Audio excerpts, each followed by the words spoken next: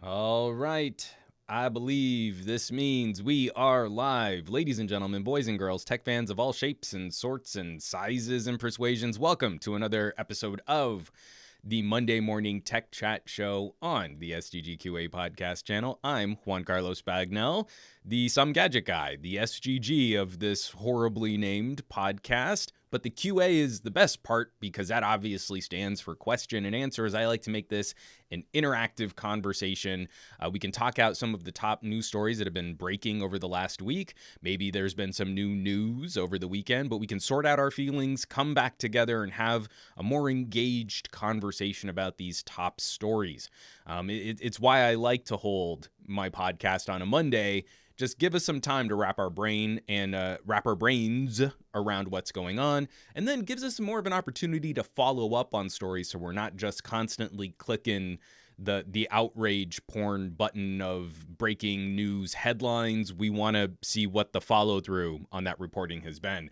There's already a crazy great crew in my live chat. I'm gonna be drinking a lot of water because I've been shooting videos like crazy and my voice is already failing on me. But I'm seeing Sam across the pond cast of Sam and Matt Tyler, Gary the Fireman, Q3 Becker, Warhead 324, Aditya and Nil. We've got Andy, we've got Gabaletta, we've got Vazikos, ER 1980. Dave Burns, Tech Lovin' Mama. This is a good crew. We're going to have a fun conversation. Well, maybe not with Matt because his battery is currently at 3%. So everyone feel bad for Matt. And Gary has already jumped in with a tier 1 sub to Andy. Much appreciated, Gary, as always, supporting production on this channel, supporting the show. Let's... just to start things off, as always, I hope you had a lovely weekend. It was really hot, but me and the fam, we kind of walked around the neighborhood. We did a nature hike, out in this little creek that's out there in the back, and Lex had a really good time just kind of playing around and doing some fun stuff there. And Gary the Fireman with another. He's currently at 73 gift subs. Gary is a big old sweetheart, and I absolutely appreciate all of that support. That I'm going to try not to get too distracted by gift subs, but I'm also trying something a little bit fresh. As you know, I have some philosophical issues with putting all of my production eggs in and Gary with another tier 1 sub for Igor Carvalho. So that's 74. Can he get to 75 on the end of this stream? Thank you, Gary. I appreciate it. I'm trying something just a little fresh. As you know, I stream this on Twitch. We'll call this the beginning of housekeeping. What is it, 9:05? Housekeeping is going to run just a little long because I've been doing a lot. But one of the things that we need to cover in housekeeping is Juan trying to figure out Twitch stuff. So I'm real bad at doing the Twitch. I stream a very straightforward on the rails kind of podcast. I don't like putting all of my production eggs in one basket, namely YouTube, and I've got some issues with the way that YouTube has been doing business with content creators. So I'm trying to spread things out a little bit more and make content for appropriate platforms. And it was brought to my attention that something I thought I had been doing, I had not set up properly at all. So there was this thing called channel points. The more you watch a channel, you accrue these points, and then you can kind of spend those points in the chat. And so I put a few things to do down in the channel points, like you can tell me to check my posture or stand up and stretch or come up with some other activities or send me a message that's actually labeled and color coded. So if you're watching this live, if you're watching this on the Twitch, you can hit the little channel points icon in the bottom left of the, and Sam is already telling me to hydrate and to check my posture. Well, I've got my lumbar pillow on this silly gaming chair here, but I am going to hydrate. Starting off this show with the delicious Mega Pickle mug. Now, I'm not going to, this is just, everyone's telling me to hydrate. I will be hydrating as necessary. Matt Tyler redeemed stretch. do a full, like, over. So I'm thinking one of the things I might add is also, like, at like 10,000 channel points, you can make me do a set of push-ups or something like that. We'll have to see. My hat is leaning left. I don't. It's gonna be great. So Aditya Juan is gonna be some needing to go to the bathroom guy by the end of this. Dave Burns, 20 push-ups it is. and I'm not going to be adding dancing. Wait, maybe I should. Why not? It's Twitch, and apparently that's a thing that you do on the Twitches, is some dancing stuff. But I'm not going to do the floss. I'm not going to be flossing. Maybe I'll dig up some of my old step routines from college, back when I was a hardcore stepper with the Black Student Union. It's pretty great. So, for Tech Lovin' Mama, I'm gonna do some hand stretches. Kind of pull against my wrist here. It's gonna be great. We have 30,000 points. We're gonna make you some physically fit guy. See, that's the thing, is if you've been watching this channel, you should have channel points stored up, because I thought I had turned on like the basics, and none of that had been activated. It's because I'm real bad. I'm real bad at the Twitch. So, all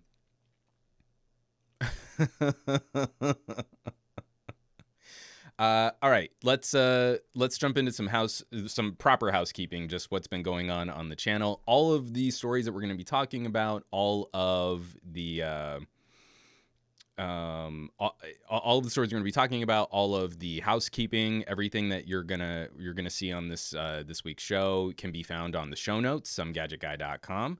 I'm a little off my normal schedule, just because now I'm trying to keep an eye out for those channel redeeming points things.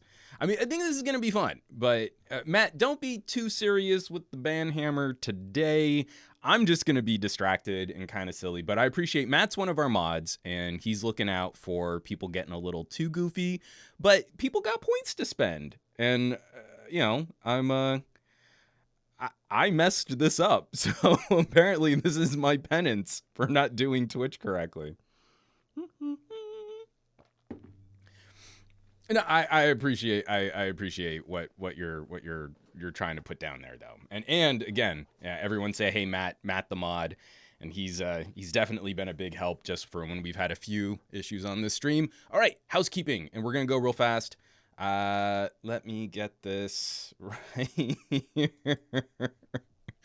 Last week we kicked off the week with my Xperia 5 top 5 video. That was a weird embargo time, but I'm just kind of bringing it back up because I've been kind of surprised. Me and TK talked about our Xperia videos, and it's been interesting seeing what videos are getting traffic. But if you want sort of a first look at the Xperia 5 Mark II, that video was published right before last week's podcast. I also wanted to have just a bit more of an engaged conversation with people that are looking at different or alternative devices, and I'm considering making this a more regular series of videos with different phones coming out. So this is Surface Duo, what you need to know. I really hate the clickbaity. I really don't want to do clickbaity, but it's apparently the only thing that works on YouTube as my channel metrics plummet for like the third month in a row of social distancing. But this was a just kind of I wanted to have a slightly different conversation about the Duo. So this video really is primed at people who were thinking about buying a Duo. I'm focusing the discussion, pros, cons, some of my experiences to that audience, less trying to convince you that it should be worth it to exist, how Microsoft is making compromises. If you're not thinking of buying a Duo, you can still watch this video, but it's not really for you. And I'm not trying to make it an argument for justifying the existence of a product, more what it's been like actually using it. Then this has been the video that has been doing pretty well on the channel. Xperia 5 Mark II versus Xperia 1 Mark II, the Sony showdown. This is all of the little differences as I see it, what differentiates an Xperia 5 from an Xperia 1. And I'm telling you, if you've been watching my podcast or listening to my podcast, you know that I think it's a tragic mistake to sleep on Sony. Sony from last year to this year, beautiful refinement, a really savvy focus on some of Sony's core strategies like gaming and photography, and it's exemplified on the X5 II and the X1 II. I don't like calling them that. The Xperia 5 Mark II, the 1 Mark II. These phones are gorgeous, and they offer up a unique experience that I'm really glad to see. It's definitely the Sony style, not can we make a phone more like a Samsung but cheaper. Then I really enjoyed taking a second listen through the One More True Wireless active noise canceling earbuds. They're using a new technology called Quiet Max, and this has enabled them to get a THX certification. And it's kind of a big deal. I believe these are the first true wireless earbuds to get this certification, and it's twofold. It's one, that this is they are high quality audio representation, but that their ANC is extremely low distortion and low altering of the sound profile, which is why THX is starting to look at these new consumer earbuds. So I just took a second listen through. I'll be honest, I think I had a really hard time detecting any specific differences. Like, I had the first gen, I listened to the second gen, I kind of did a little A/B. If you had the first generation true wireless ANC, I think you're still doing fine. It's just shocking how brutal the One More noise canceling is. I still don't think I found anything. It's a disconcerting level of noise reduction. And then lastly, wrapping us up, a video with a minor controversy. Get iOS 14 widgets on Android. So I'm really happy to see that the editorials on iOS 14 have kind of calmed down a little bit. We're going to be talking about iOS 14 here in just a bit. But, one of the major announcements was getting widgets. And I feel like there was that immediate knee-jerk reaction where people who fought me over the last 2 years about changing iOS then suddenly had to about face. So with iOS 12, I've been saying for a while now, iOS is messy. We need better customization. We need better organization for apps and folders and stuff like that. And I had a bunch of, Apple fans telling me I'm wrong and everyone uses it and it just works and this is the way Apple does it and the way Apple does something is always the best way. And then Apple comes out with iOS 14 and kind of validates everything that I've been saying about how we should be cleaning up our phones and using them more efficiently in an era where we're installing more services than ever before. And now it's the about face of, well, now that Apple's done widgets, this is the best way to do widgets. And I feel like that kind of misses the point. So I'm really glad that that initial burst of editorials, iOS 14 widgets blow Android away, now that we've gotten through that that immediate knee-jerk reaction to iOS 14, and people have been using it for a while, and there's some pros and there's some cons. I kind of felt like it was worth just looking back on Android to see some of the customization options that we really have. Because I don't believe customization means just getting some bigger app shortcuts. It means being able to make your phone do anything that you might want it to do with varying degrees of difficulty. I mean, there are some Android home screen options that are even a little out of my league. But if you want to make your phone a unique, custom, tailored fit experience for you, Android can do that. So while this is, again, the clickbaity of iOS 14, widgets, and Android, that's like our SEO right there, right? This video will do better just because I've mentioned iOS 14 widgets and the combative inclusion of the word Android in the same title. I hate that I have to play this game.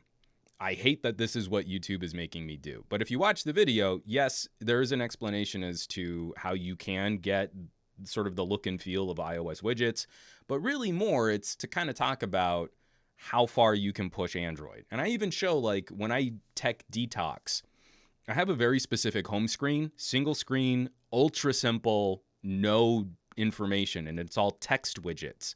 You know, like I'll just say text, call, web, email, and those are just words on my screen, and I hit the word and I get the thing that I want.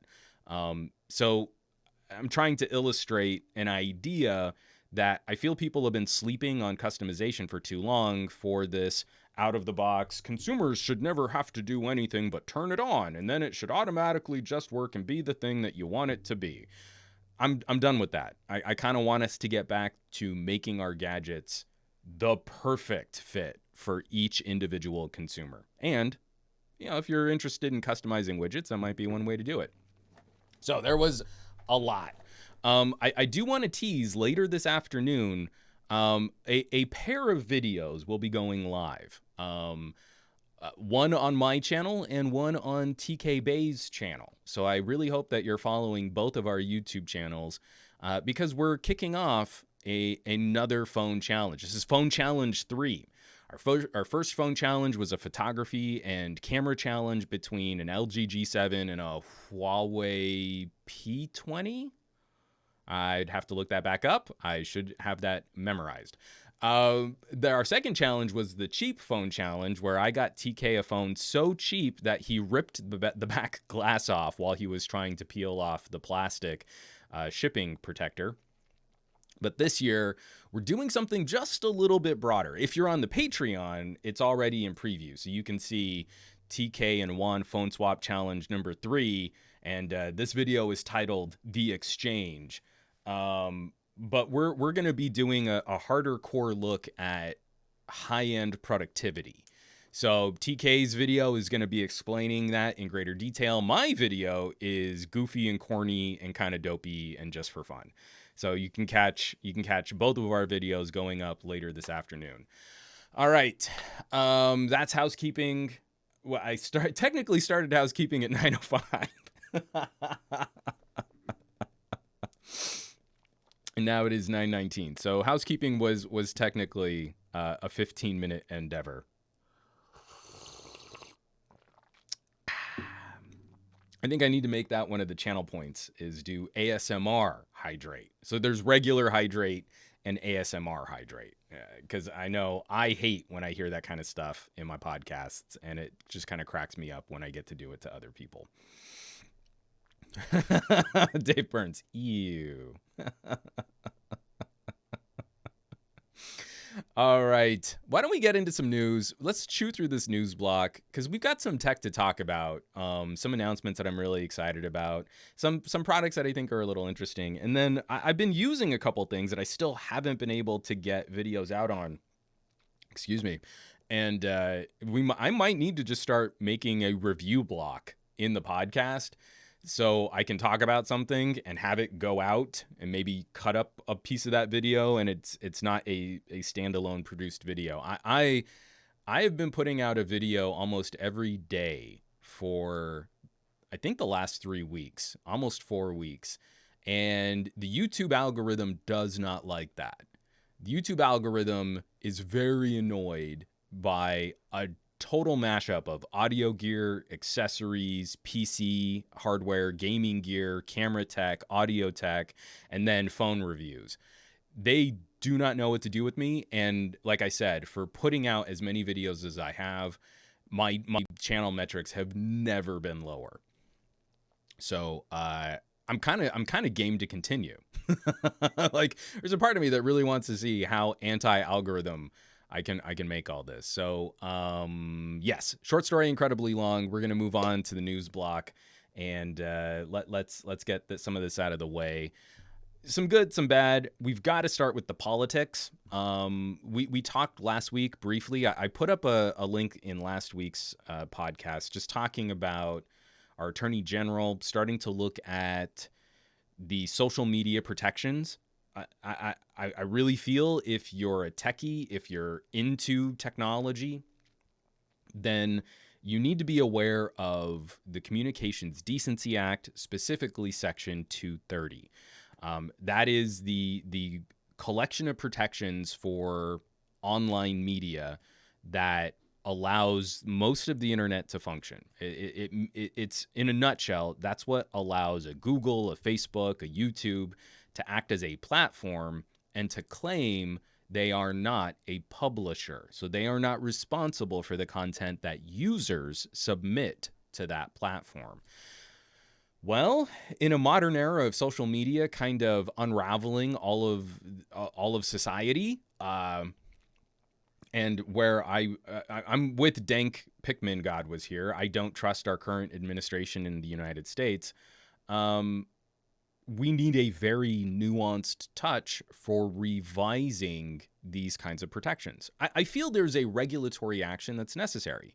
I feel like a Facebook gets to have it both ways. They are totally not a publisher, but they have absolute editorial control over what can be on their platform, and they manipulate the order of your feed to keep you on the site longer.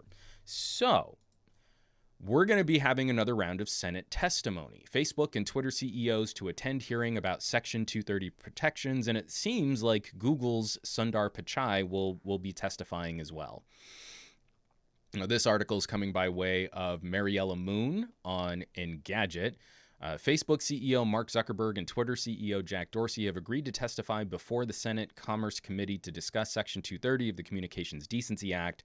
Their confirmation comes a day after the committee unanimously voted to subpoena their companies, along with Google, to compel them to attend the hearing. While Google has yet to issue a confirmation, a source told Reuters that Alphabet CEO Sundar Pichai will be testifying as well. So we got to keep a lookout for this. The conversation that surrounds Section 230 is extremely contentious. I feel like the main talking points coming out of conservative politicians is how Google is biased against conservatives and is censoring speech, where the conversations coming out of more liberal politicians is I think a bit more multifaceted. There are some people that are concerned about sort of squashing speech, but then there are more people that seem to be concerned about monopolistic business practices, anti-consumer behavior, and then sort of the health of our discourse for political topics as we sort of stumble our way into this next election cycle. So the executives will be testifying virtually. They're not going to be in person, and I wouldn't blame them given the outbreak of situation illness that is currently hitting our elected officials. But we're looking at October 28th. So putting this article up there now, you can click the link. There's a great breakdown, and Engadget has a great write-up on this. But I mean, I might even try and do another live stream.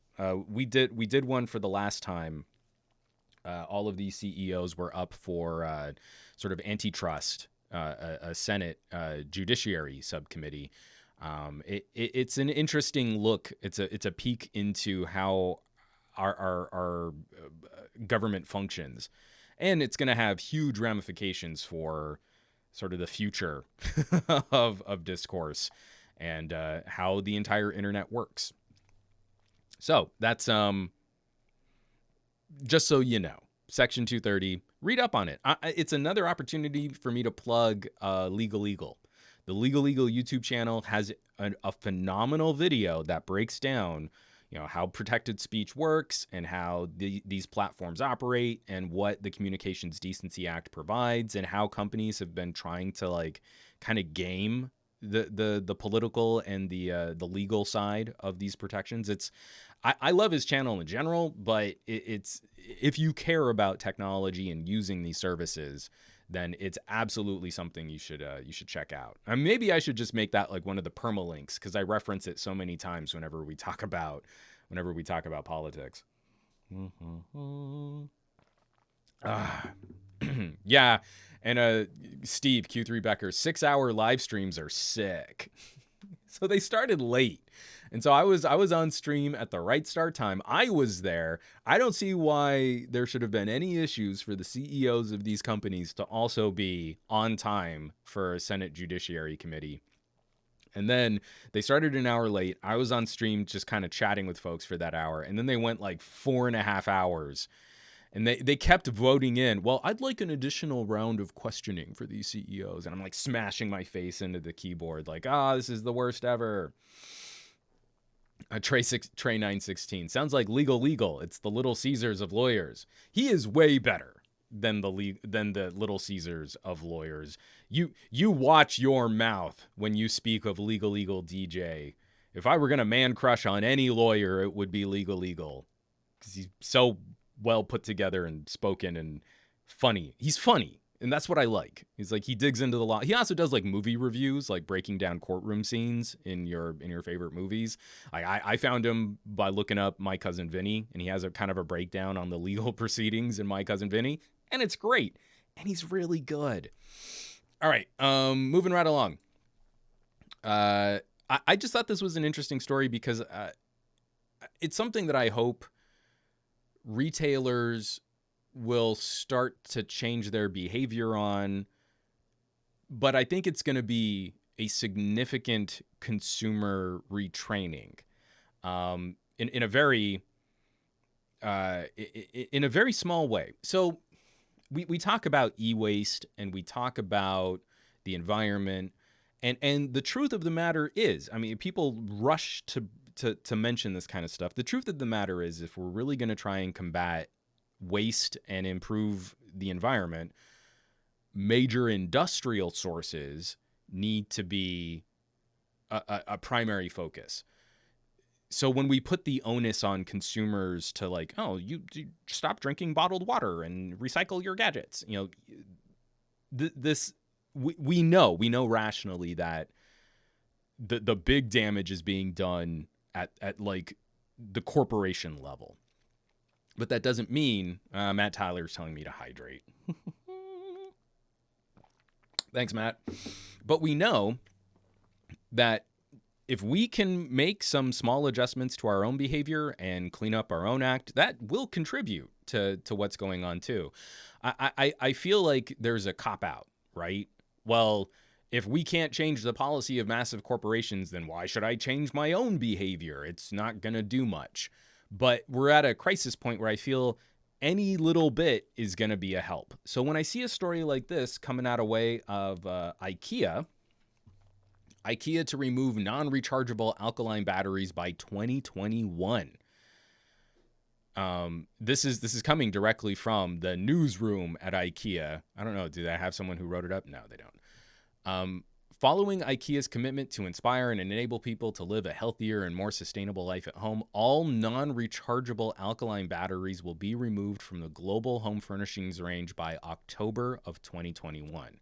With this decision, IKEA wishes to inspire consumers who need to frequently use batteries to make a switch to rechargeable batteries. Regular use over time enables consumers to both save money and reduce waste at home. So this is going to be, I feel like, a consumer re-education. There are so many times where you just buy batteries, pop them into something. When you're done, you throw them away. And I mean, we want to stop doing that. We want to start changing our behavior.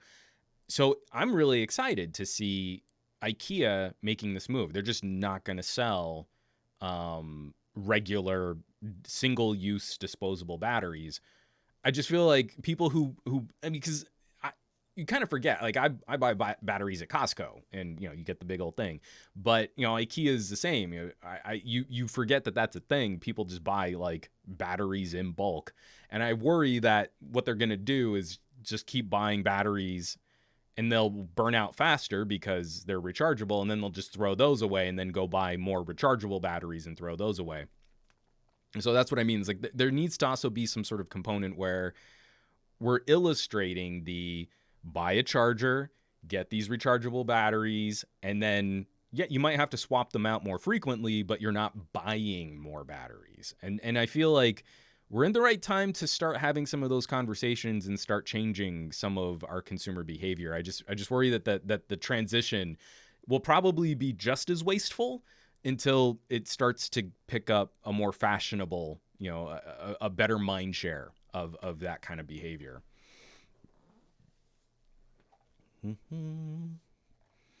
Trey 916 Eneloop FTW. I've got some Eneloops. The Energizers were not good. I've got a really nice, I can't remember who made it. I've got a really nice battery charger. But I found like the Energizers, even when I would slow charge them, like I would put the batteries in overnight at the lowest possible charge rate just to keep them from running hot. And after a couple recharge cycles, like capacity would just plummet, how long they would work for. I had to give up using rechargeables I had to give up using the Energizers, in my outboard sound recording gear. So I'd have like a handy recorder that was battery powered, and I'd have like lavalier mics, like those Sennheiser Evos. You kind of need the current, the sort of consistent current that would be in AA's. Those Energizers just nuked, just evaporated as soon as you would fire up transmitters. So yeah, the Eneloops, good times. I was a big fan of the Eneloops. I'm gonna be curious. I've never tried the IKEA batteries. I feel like that might be worthy of a run test just to see, like Eneloop versus IKEA rechargeable. But this is a quick timeline. I don't like that their headline is saying they're getting rid of non-rechargeable batteries by 2021, because that makes it sound like by December that they'll be getting rid of them. But in 1 year, from this October to next October, if they can really clear out and shift their accessories strategy to using rechargeables, that's kind of exciting. JMX Warrior, IKEA batteries are better than Duracell. Shots fired. Dag, yo. Dag. And thanks, Al Zombino. I'm telling you, folks, I've been shooting so many videos. My voice is not going to hold up. I'm going to get real fuzzy by the end of this. Maybe I should talk a little bit quieter and try and do more of the ASMR voice. I don't know that would be any better.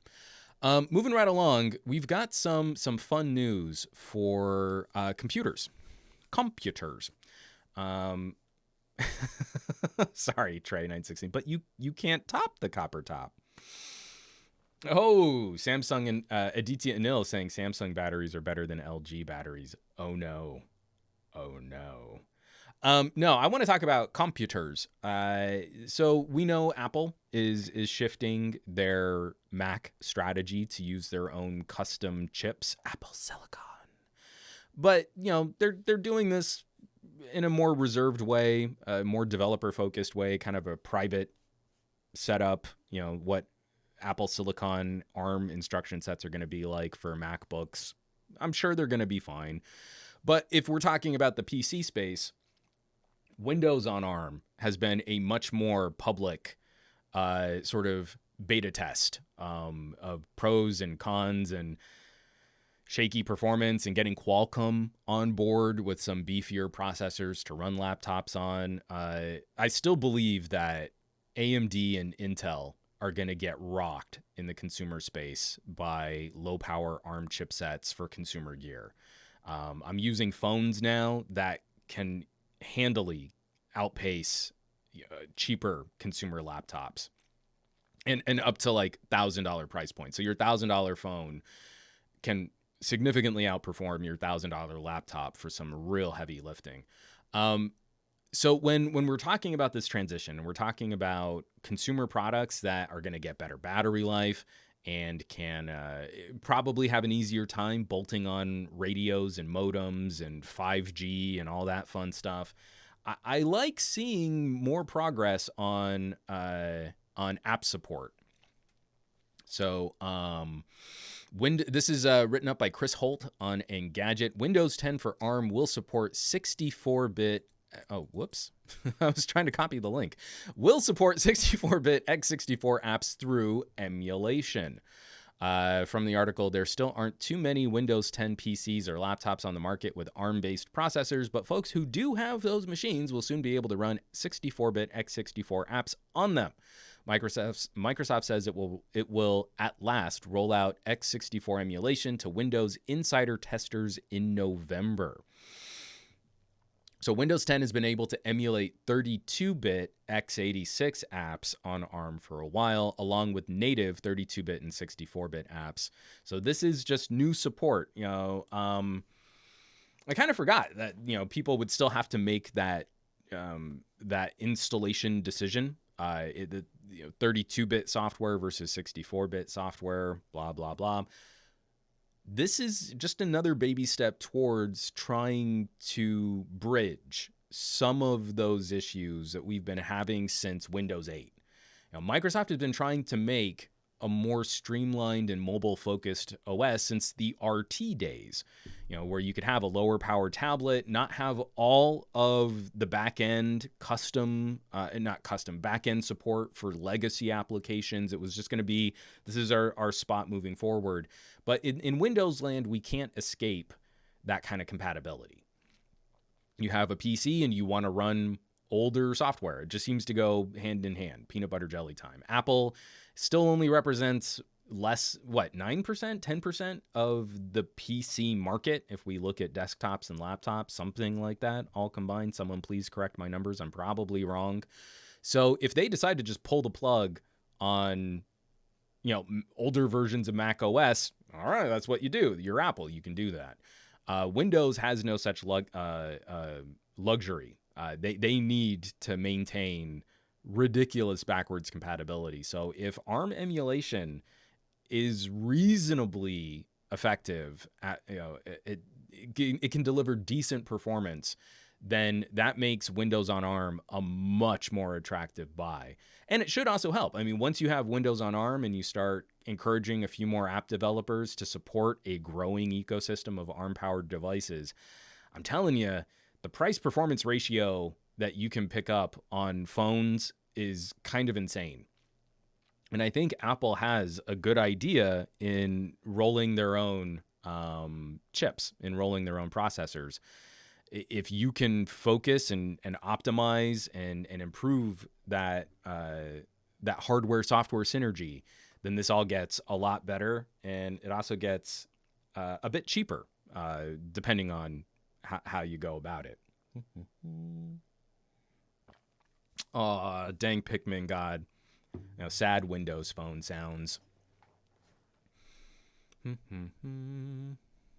Trey916, I want to see that Apple Silicon whisper you did jump cut into every video you do talking about Apple Silicon. I mean, again, I forgot to say Apple Silicon trademark, copyright, registered, Apple 2020, Apple Silicon. It's because it's an ARM instruction set processor. They make custom processors. They're ARM-based. They're great. They're very powerful. They are very good processors. This brand new Apple Silicon, it's just silly. They really got to make it feel like they're inventing something. This isn't Silicon. It's Apple Silicon. And Gary the Fireman, 75 gift subs. I'm going to take a congratulatory finishing of the water that's in this coffee mug.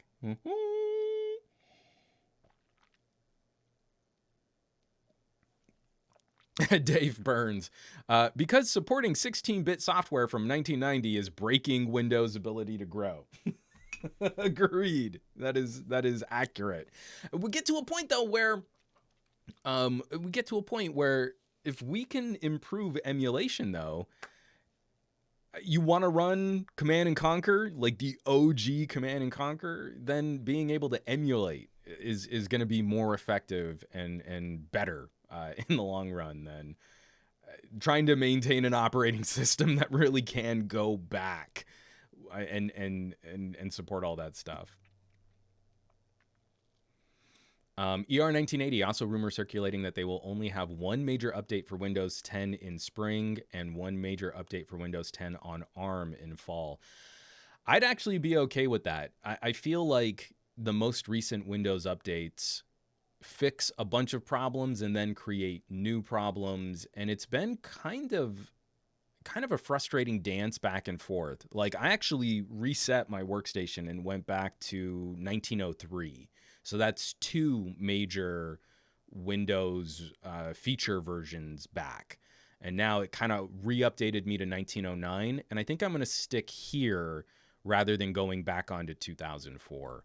I'd really like for them to start honing in on the stability and the issues of Windows. Like, I'd be fine for an entire year of no feature drops, but refine. And it's one of the things I kind of like about Android 11. It doesn't feel like a radical new operating system. It feels like a Pixel feature drop. It feels like we're going to focus in and improve some of these quality of life issues rather than try and impress you with the wowzers of all these new UI elements and stuff. So moving forward, I feel like that's probably better.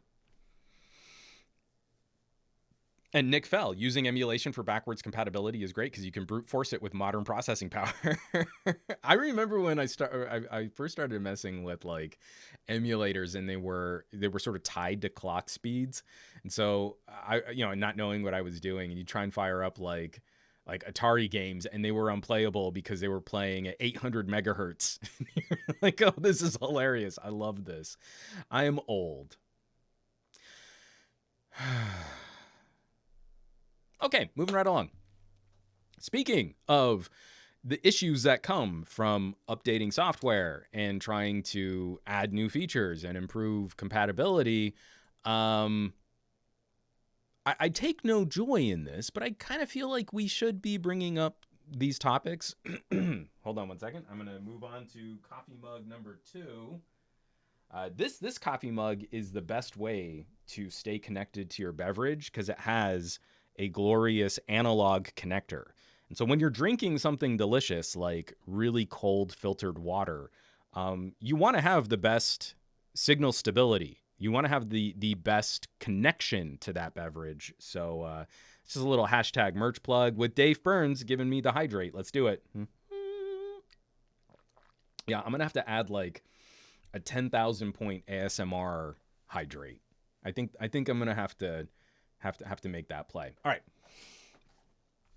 Matt Tyler, 146 gift subs between Matt and Gary. I cannot thank you guys enough. That is huge. I really appreciate the support.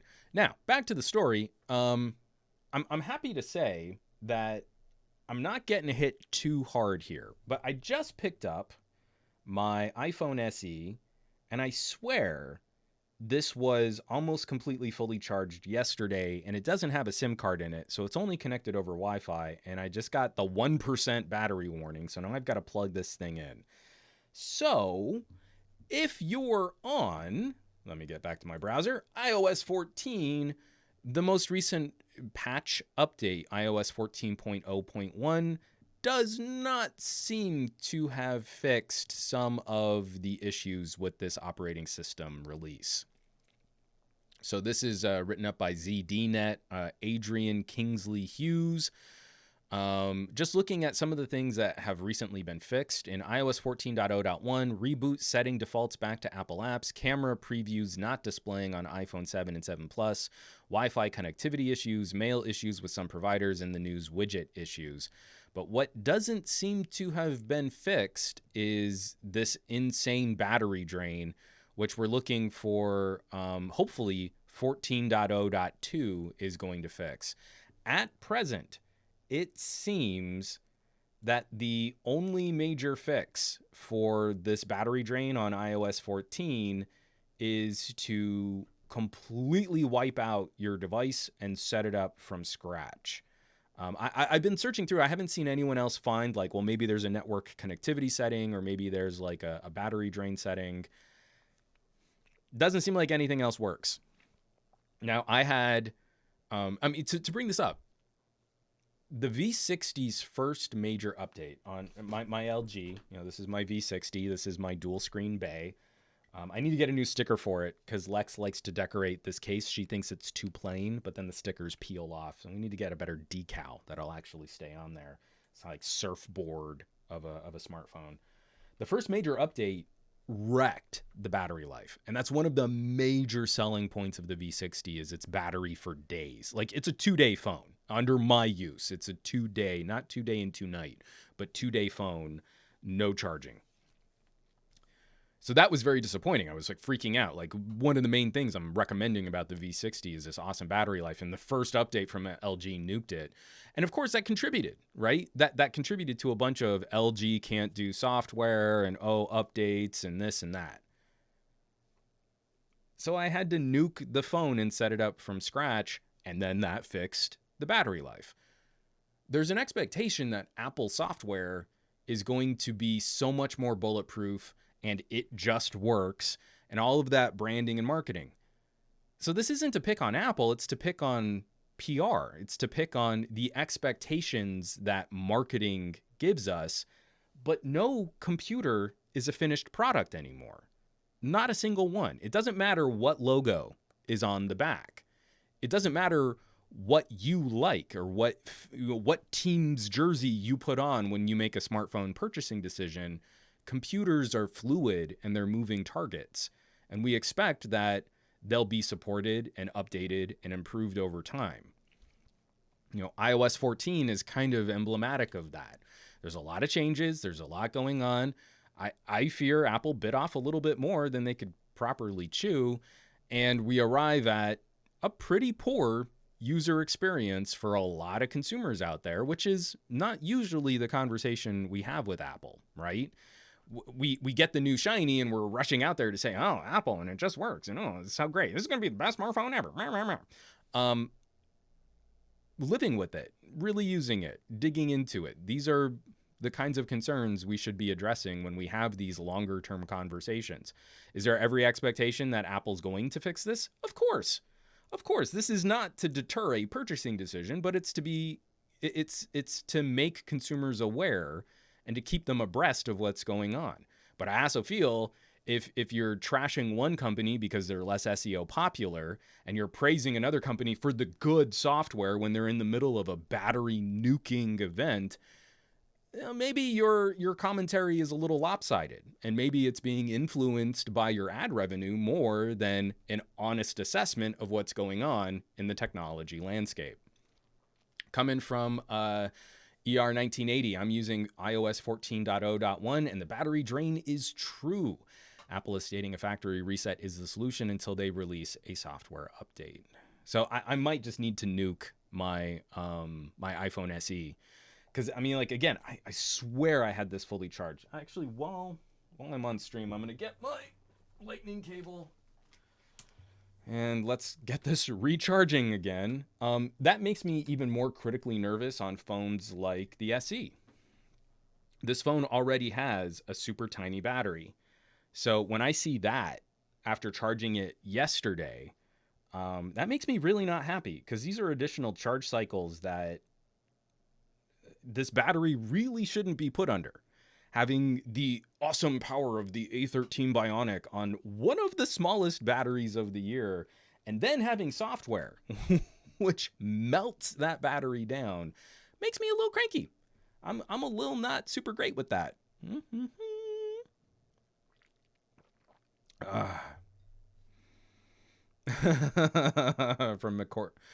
From McCorcoran 3. It's amazing how forgiving YouTube can be at times. It's always the like, for example, I put iOS widgets in a video title, immediately does better than like 5 of the last 6 videos that I put out on my channel. I mean, it's not great. So from Loud Cobra 1, you keep buying them. I am a tech reviewer. I am a tech reviewer who also kind of acts like a smartphone historian, where someday I'll actually take us through a tour of the bookshelf, which is about half of my collection of portable electronics. And it's shocking and scary what kind of fire hazard that probably is. I kind of feel... Apple gets singular coverage because they are a monolithic company with a closed-off ecosystem.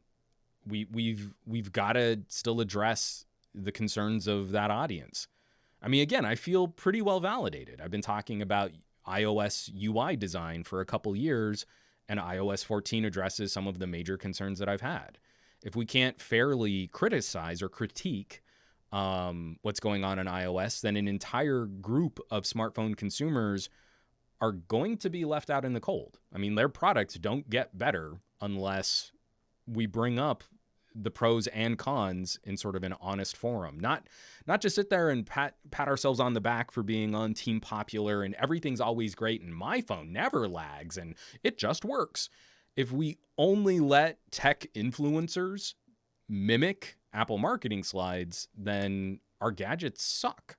So I don't want an Apple that's less competitive. I want an Apple that's going to drive Android manufacturers to improve their products, because then my gear gets better.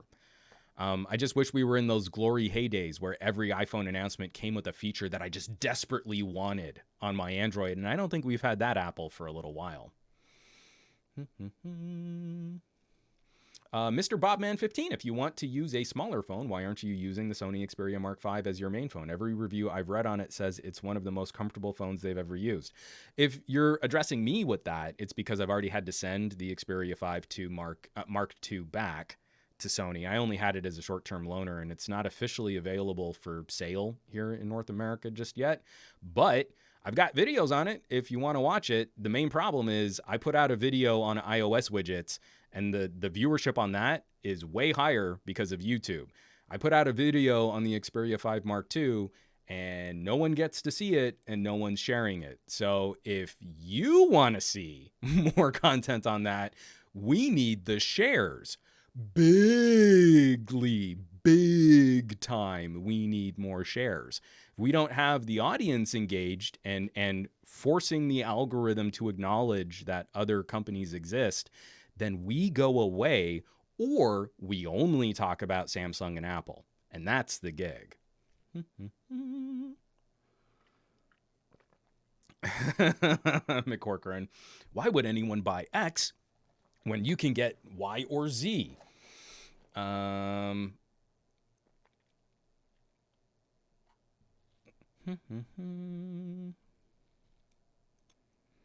From ER1980, iOS 11 was buggy as hell, and iOS 12 solved that. Then iOS 13 was buggy, but not as much as iOS 11, and now iOS 14 looking to solve that, just like iOS 12 did with iOS 11.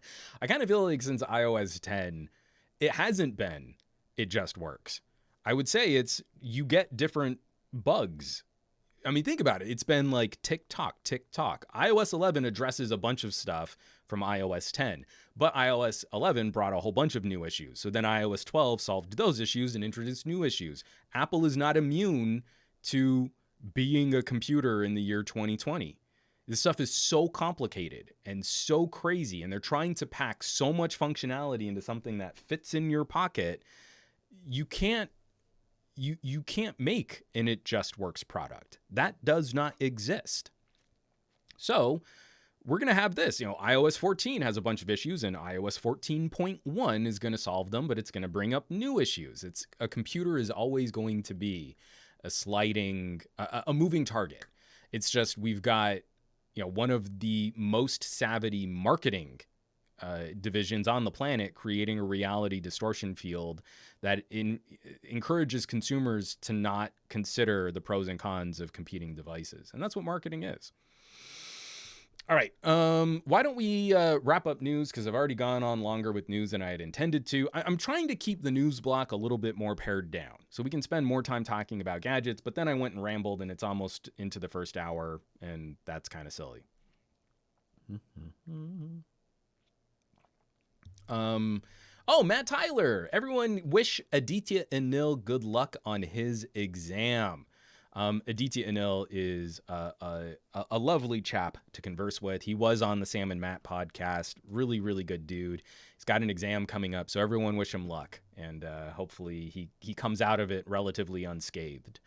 Why don't we plug the subreddit real quick? I'm going to try and keep this in 4 minutes. Every podcast has a subreddit. My podcast is no different, but we've gotten a little bit more traction over this last week. Picked up like another 20 subscribers on reddit.com/r/glowing rectangles. My subreddit is not about me, though I show up on my subreddit. It's really about trying to build a real grassroots community to help share and promote content creators that we think deserve more attention. I've been just talking about the YouTube algorithm wrecking videos like mine for not following the rules of the algorithm, even though YouTube won't tell you what those rules are. If you want better content, you've got to be an engaged and active participant. Don't get me wrong. A passive view counts for our metrics, and that helps. But if you're not out there sharing, commenting, upvoting on services like Reddit, engaging with those creators, if you like this content, it goes away.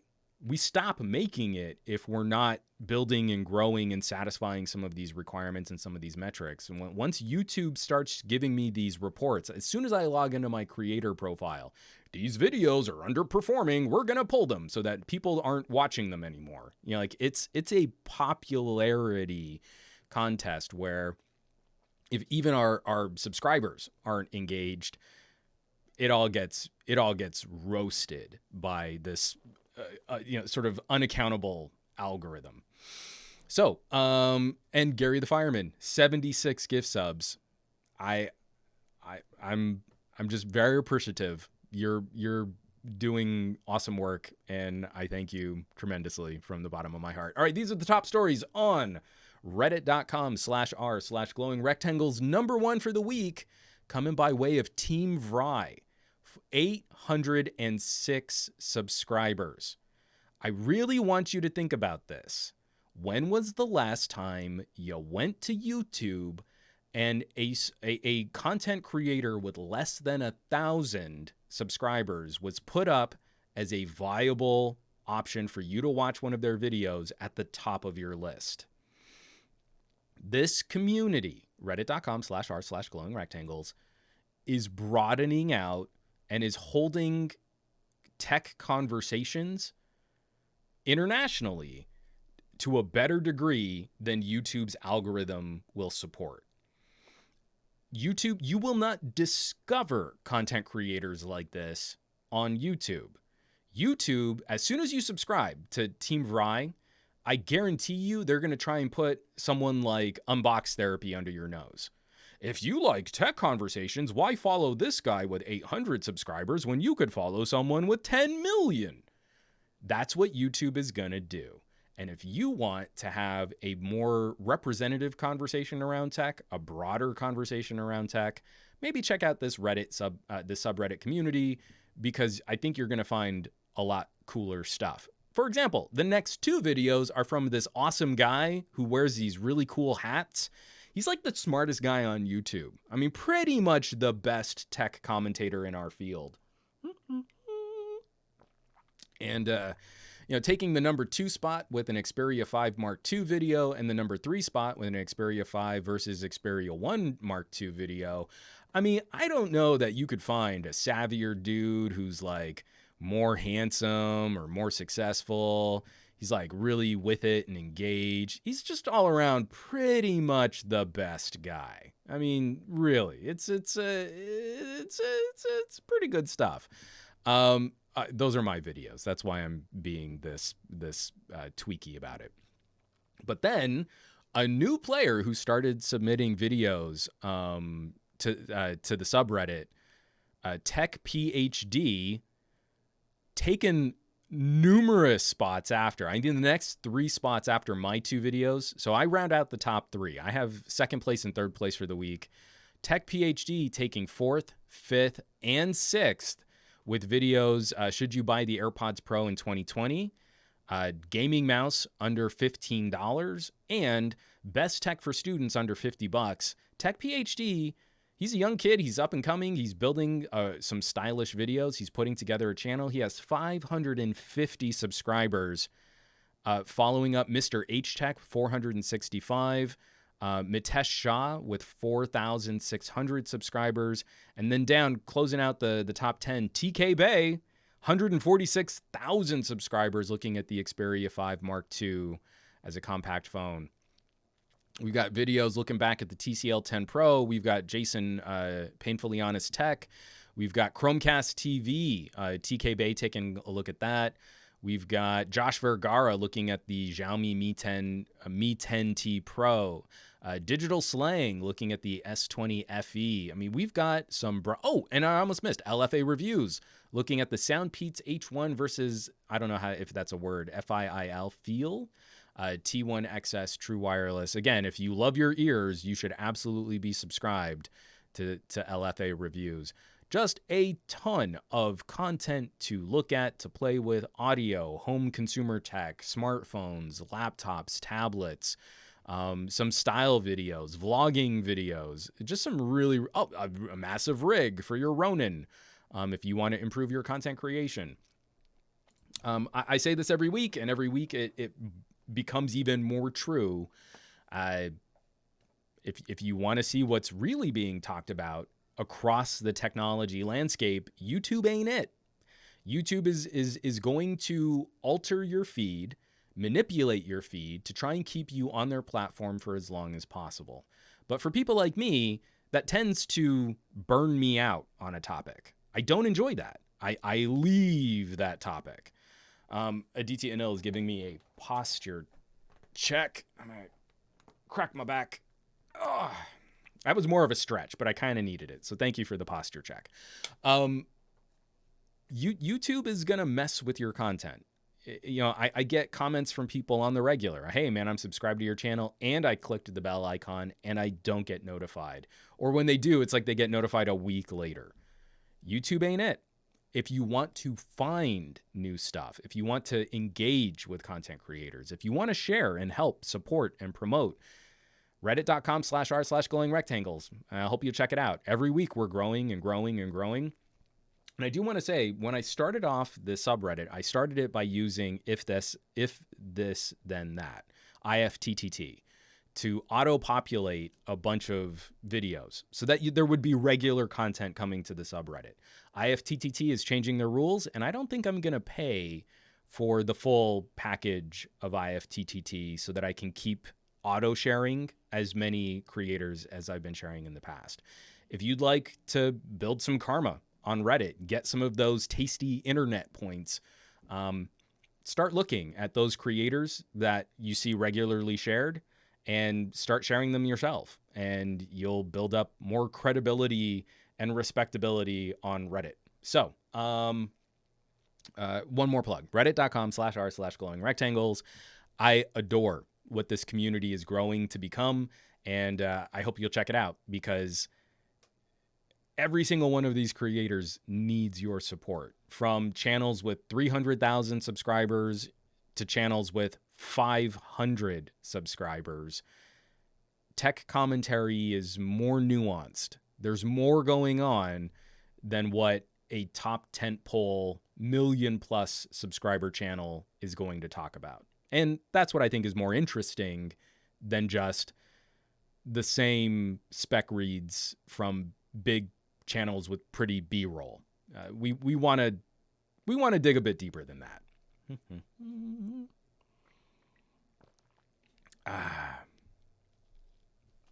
All right. Moving right along. Let me get this out of the way here. All right, Gadget Block. This was far and away the most requested story for me to talk about this week, was a piece of audio gear. I mean, counting through, I got a dozen people submitting the news coming out of Ultimate Ears. Let me get this out of the way here. There we go. This is the UE Fits True Wireless Earbuds. And I mean, I would play this video for you, but I'd probably end up getting a copyright ding or a strike or something. So I'm going to skip the video. But if you go to ultimateears.com, they are very excited about this new product. Real quick, just a bit of backstory.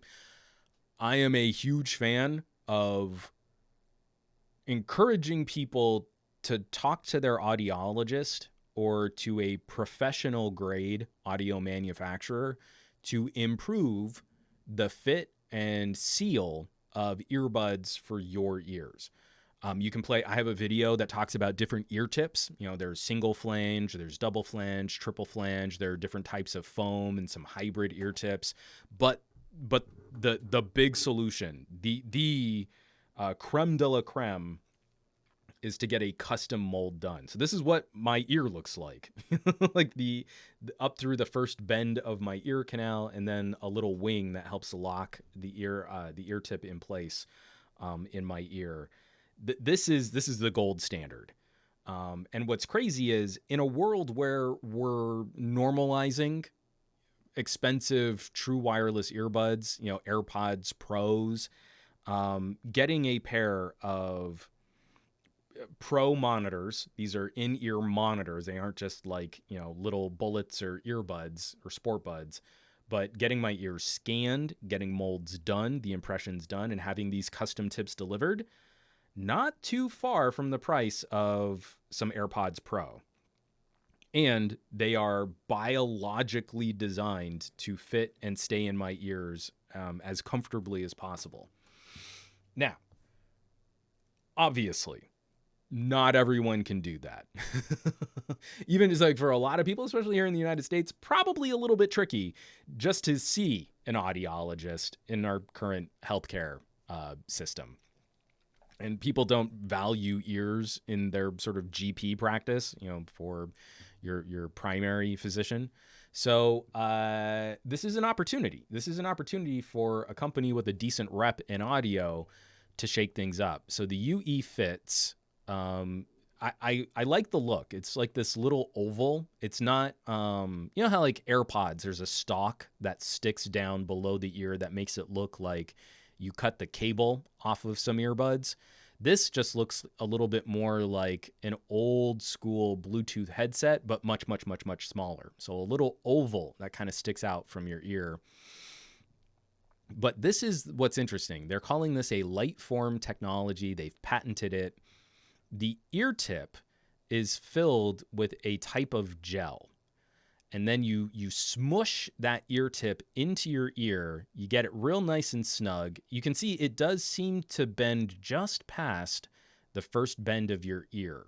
So just like my custom molds, it might feel like it's going a bit deeper, but it's really going to fill the entire bowl of your ear from the outside into that first bend.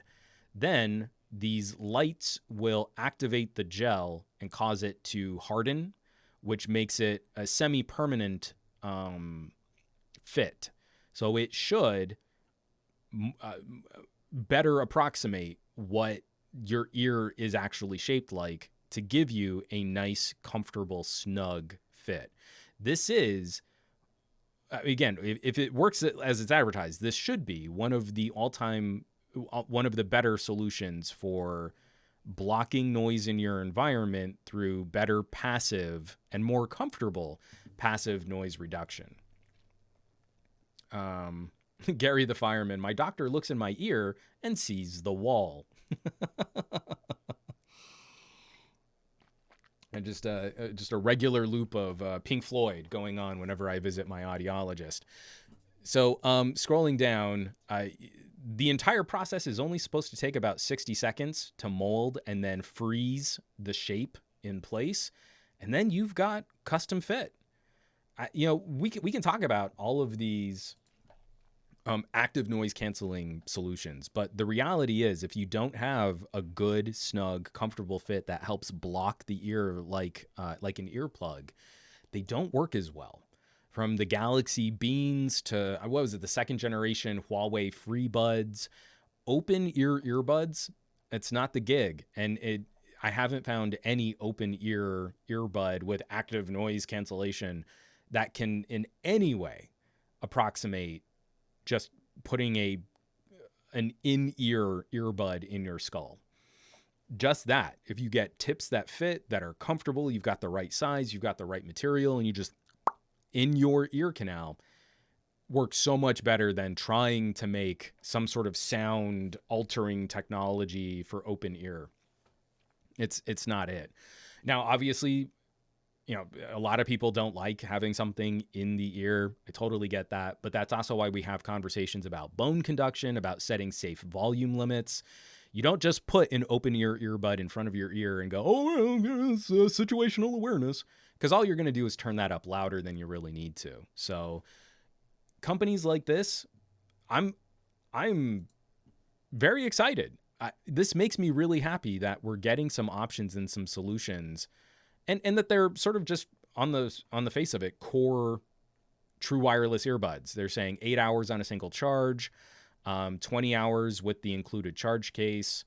I love this, like, the diagram, the image of them before they've been molded. This is such an interesting approach to doing true wireless. So I've been on hearables. I don't have them out here on my desk right now, but I've got the new Heara. They're like a halfway point between true wireless earbuds and hearing aids for helping to improve speech recognition and reduce noise in your environment.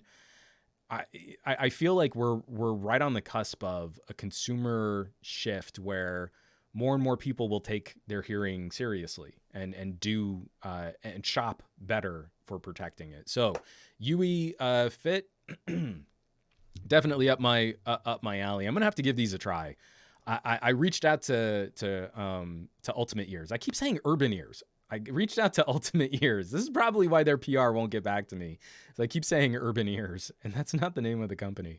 I reached out to Ultimate Ears to see if I can get a review unit, but this is something I might actually buy just to feel if it really works.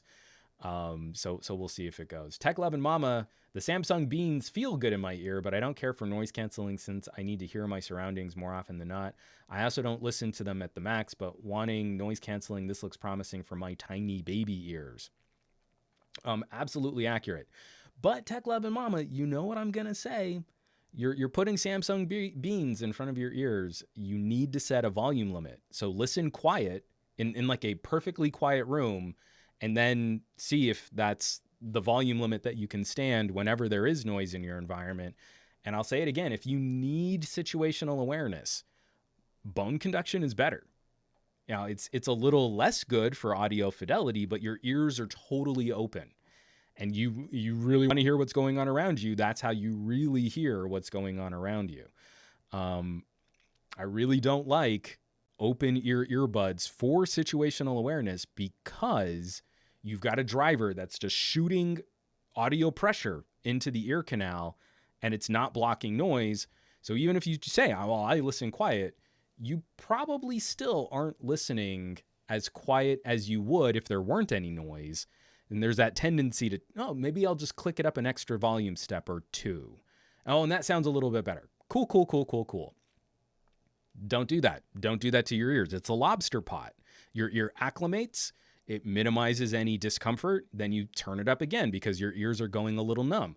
Then you acclimate. Your ears go a little more numb and you turn it up again. So I think we can do better. That's a short story, incredibly long. I think we can do better than that.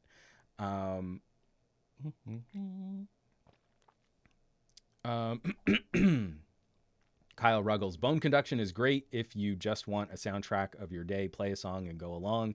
Dave Burns following that up, it's so cool. And if you listen to podcasts while you run, it's more than adequate, especially when we had a dog. God, I would love taking him out on a really long walk, maybe hike some trails. I'd have a podcast going. You hear everything around you. It's really good. You'd listen to some music and the fidelity would not be as good. Obviously, your tissue conduction is not going to be the same as putting a good driver right in your ear. But I mean, it feels futuristic. It feels like magic. I cannot say enough nice things about bone conduction as a solution. If, again, this is the big if. I'm not saying bone conduction is right for everybody. I'm saying the big if you claim you need situational awareness and that is a primary purchasing motivator, then you are missing out by ignoring bone conduction. And you are getting a less good version of situational awareness by going with open ear earbuds. All right, that's enough prattling on about that. Goran says I'm giving excellent advice, and Goran is absolutely correct. Get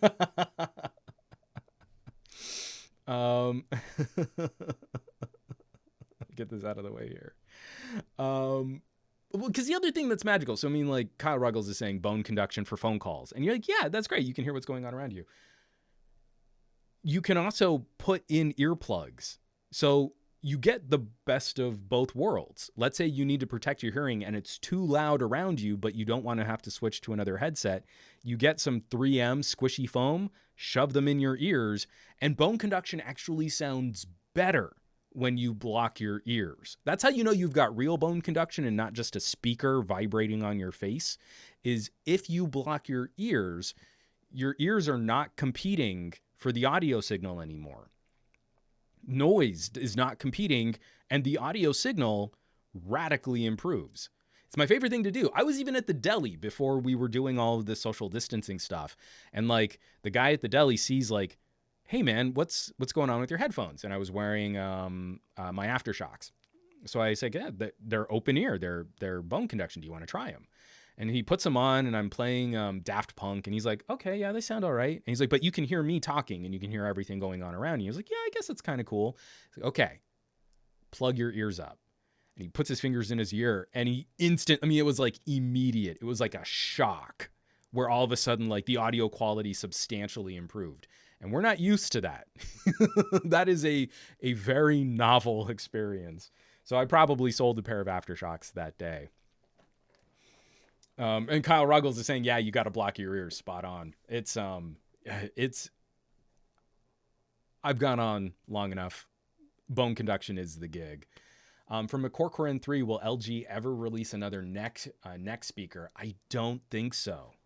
Because you're talking about the Tone Studio. I love my Tone Studios still. Again, just another interesting or novel solution for having audio by your ears, but keeping your ears free for other activities.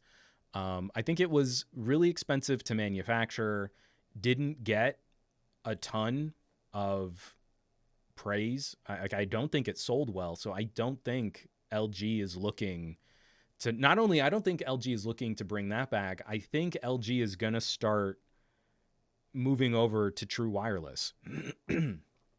I don't think, Aditya is saying I need to hydrate, and I was already picking up my coffee mug. I think we're going to see LG start narrowing their neckband collection and focusing on earbuds, like true wireless earbuds. I kind of hope we get another generation of tone neckbands, because I still think LG is the top pick for interacting with things like assistants. LG system of alert comes in, the headphones read off the alert for you, you reply to the alert with speech to text, and it's all seamless and you never have to reference your phone, is still, I still think it's the best version of that for true wireless earbuds. Or not true wireless, for any wireless headphones. I haven't found anything that really does work as seamlessly as an LG neckband, but that interaction doesn't work on their new true wireless. So you can get the alert read to you, but you can't reply. And that drives me crazy. For as good as LG is with all of that extra tech, the communication side, I want that back. I really want that bad. I'm going to get this out of the way here. Okay. I already said we were moving on, and then I went and got sidetracked for another 5 minutes on headphones. I just wanted to bring this up quickly because I think this is a tough sell given what we know about the future of computing and where we might go with things like Apple Silicon and Windows on ARM. So from a design standpoint, I'm really glad to see it. I think it's pretty. I think it ticks a couple of good consumer boxes, but I'm a little anxious about the timing of Microsoft launching a Surface Laptop Go. This is the everyday, everywhere laptop. Was announced last week. We've got a product page, an order page for it. You can start configuring now, and it's shipping in the next 2 to 3 days. And it's a less expensive Surface. They're saying 13-hour battery life. It's less than 3 pounds. It runs on a 10th gen Core i5 Intel mobile processor. It's supposed to have a better HD web camera. But it makes me a little anxious. How are we feeling about Surface Laptop Go? Let me go into the configuration so we can actually just look at the different models and the different specs and stuff. So what is it? You can get the Platinum. I like they call it Platinum. It's the gray one. It's the one that doesn't look as good, because Sandstone and Ice Blue you can only pre-order in the more expensive configurations, but Platinum is the one that's shipping. Pre-order is available right now. So $549 gets you a 10th gen Core i5, 4 gigabytes of RAM, and 64 gigabytes of storage. I'm a Core Corin 3. 64 gigs seems low. So I very much believe Microsoft is looking at a strategy where at the lower consumer side, they're not fighting other laptop manufacturers. Sub $1,000, I have to believe Chromebooks and tablets like iPads are probably the bigger threat for Windows as an ecosystem.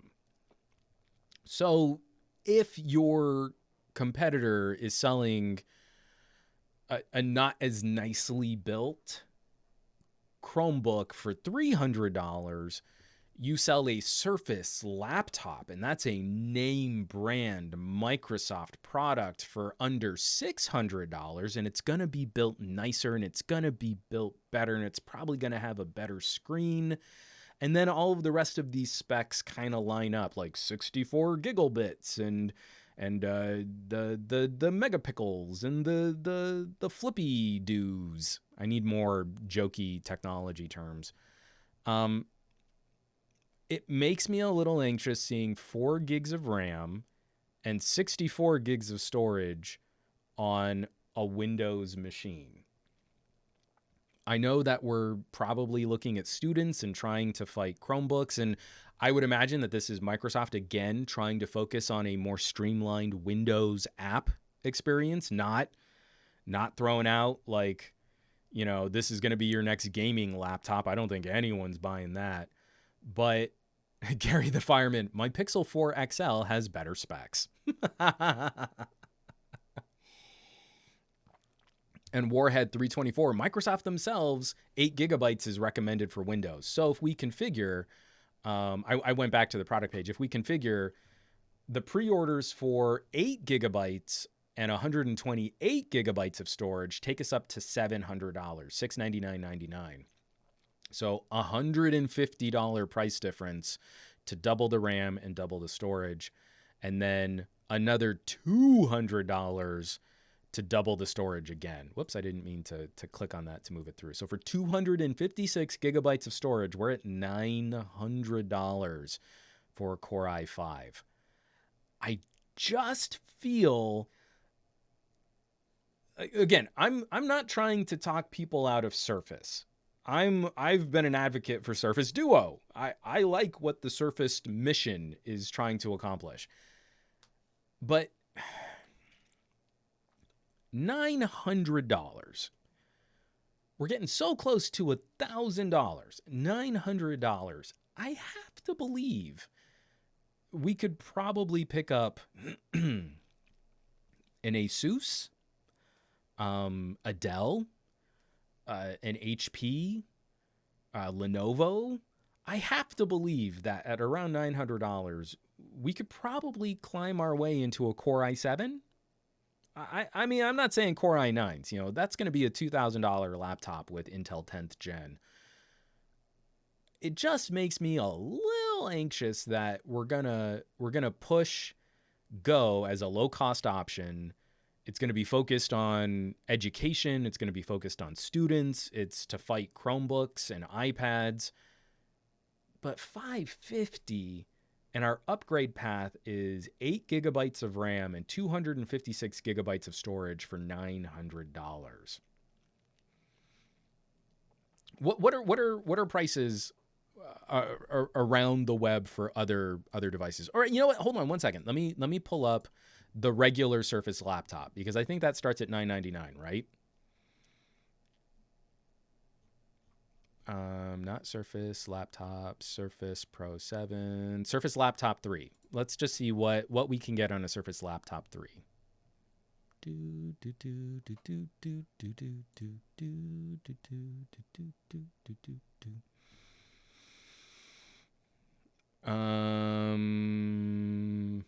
So a Surface Laptop 3, 13-inch, 8 gigabytes of RAM and 128 gigabytes of storage is currently on sale for $977. So at least they're pricing consistently. There's an overlap where I guess the Core i5 8 gig 128 is a better buy than the Surface Laptop 3 with 8 gig and 128 gigabytes of storage. But man, I mean, climbing up to a Core i7 with 16 gig of RAM and a terabyte of storage is $2,400 on a Surface.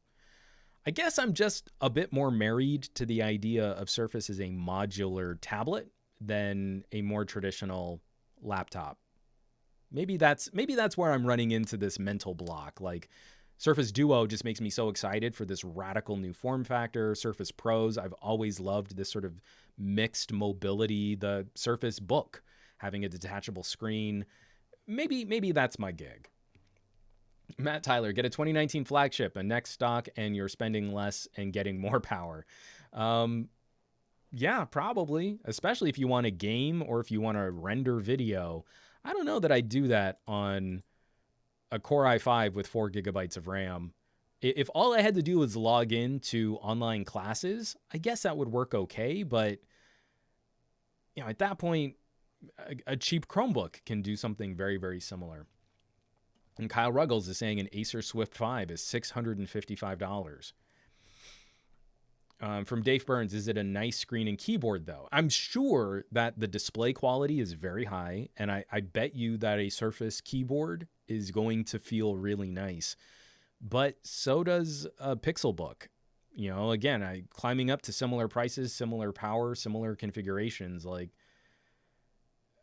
the Pixelbook keyboard is great. My daughter's using my Pixelbook for school right now. It's again, I find that this is interesting positioning, and Microsoft absolutely needs to address this tier of the market, but I feel like this is a starter that will then be replaced by Windows on ARM.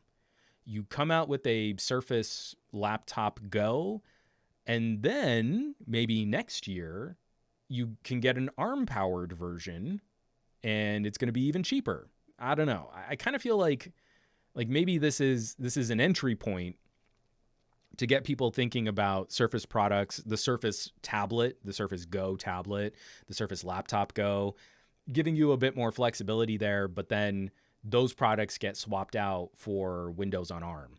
And maybe that's the gig. Matt Tyler, we're all thinking it. Does it feel good on the lap? Yeah. Oh, and ER1980, the Surface Neo interests me more. That's what was kind of, again, it was just interesting. We got this new Surface Laptop Go, but we got kind of a tacit confirmation that the Neo is not near release. So it was removed from the Surface website. So there is no mention of the Surface Neo on the Surface website. And then there was a very terse communique from Microsoft saying it could be delayed until 2021, 2022. So unfortunately, if you want the Microsoft Courier experience, the big dual display to complement your little mini Surface Duo dual display, it's just on pause. The official Microsoft statement, they sent this to Neowin. Earlier this year, we announced that we're pausing development for Surface Neo. We do not have any updates to share at this time. So unfortunately, that's probably not going to be on your list of things to grab right away. So apologies. I guess I just kind of broke that news for some of you. I thought that was that was more widely known. That's what I want to see Microsoft doing more of, though, are those kinds of alternative form factors and having dual display. I really hope that they're not putting it on pause just to try and do another folding screen, because I want the more durable. I want glass. I want stylus support. I want all the things that make a Surface a Surface. So it is what it is. From Nick Fell, if you don't want to buy a full flat Surface laptop, buy the Surface Pro 7. It's $600 to $700. They're good options, especially price performance. So I wanna move into, I feel like, what was one of the biggest announcements of last week, and something that's been kind of chewed up and talked about. I was on a bunch of podcasts. I joined Easy Computer Solutions and Tana So Lit the day of the announcement. Just really fun conversations and an interesting play in a market where mobile gadget manufacturers are trying to improve the visibility of price performance. I feel like 2020 punched every manufacturer in the face who was relying on carrier leasing. So Samsung can come out and deliver a phone $1,300, but it's not really $1,300. I mean, you're only going to be paying like $45 a month, and isn't that a great deal for a zero interest loan? I think 2020 kind of wrecked a lot of that strategy. So at the beginning of the year, where a bunch of techies were panning phones like the V60, oh, too many compromises, and I can't think of anything to do with dual display, and I just, it's not good enough for the monies. They should have made it better and cheaper and better for the monies and worth it, and it just works. I feel like, Matt Tyler saying, hydrate. I gotta hydrate. Hold on one second. Oh, yeah, I might need to raise the channel points on hydrate just to, I mean, again, the reminders are helpful, but I'm really going to have to pee at the end of this podcast. A little too much information there.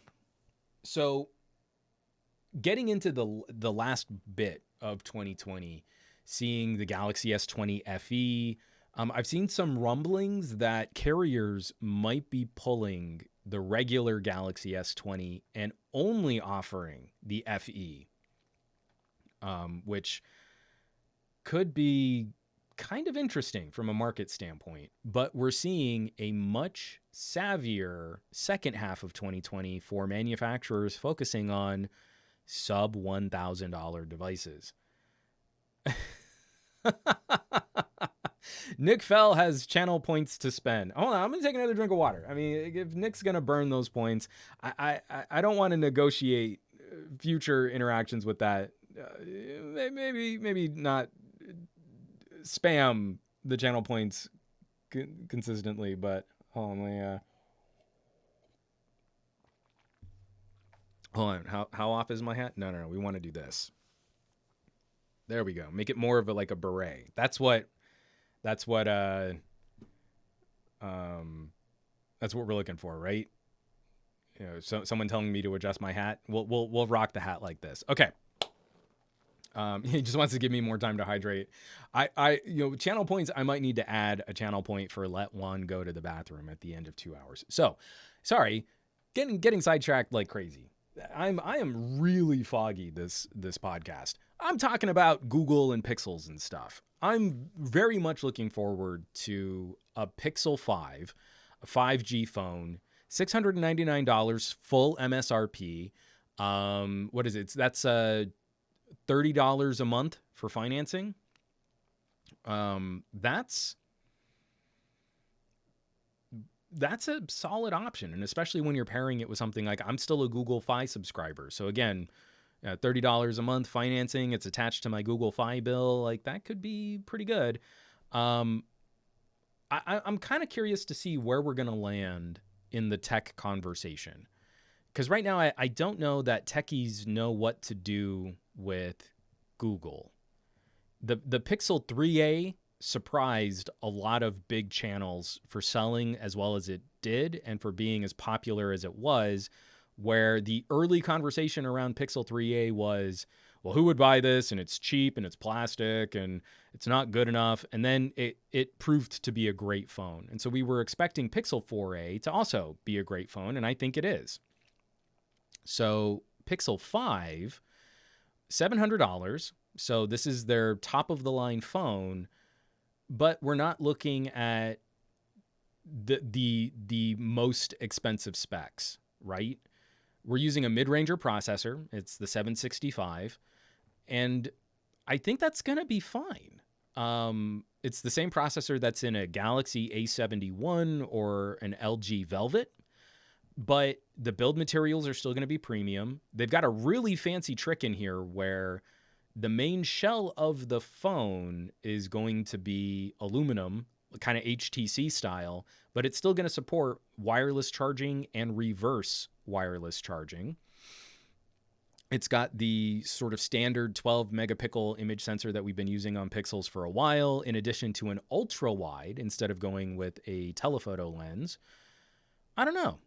I mean, I feel like a straightforward daily driver, premium feeling phone. Oh, and I'm also just really excited to have rear fingerprint sensors back.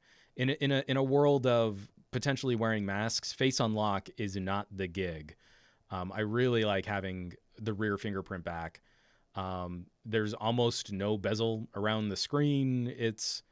I don't know. I'm feeling like this is going to be one of those solid Google iPhone options, right? You go into a carrier store, maybe you're not the savviest consumer, and someone sees, well, what's a Pixel? What is that? What is that phone? And someone goes, oh, it's like Google's iPhone. And you go, oh, okay, well, yeah, that sounds like I want the phone from Google, and Google makes the Android, so I should get the Android iPhone.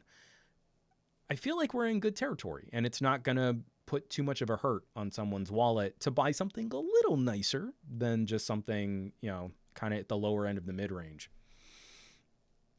So this is kind of what I'm getting at. So Nick Fell says Pixel 5 makes no sense, in my opinion, because the Samsung FE exists, the V60 exists, and the OnePlus 8T is rumored to blow this out of the water all at the same price.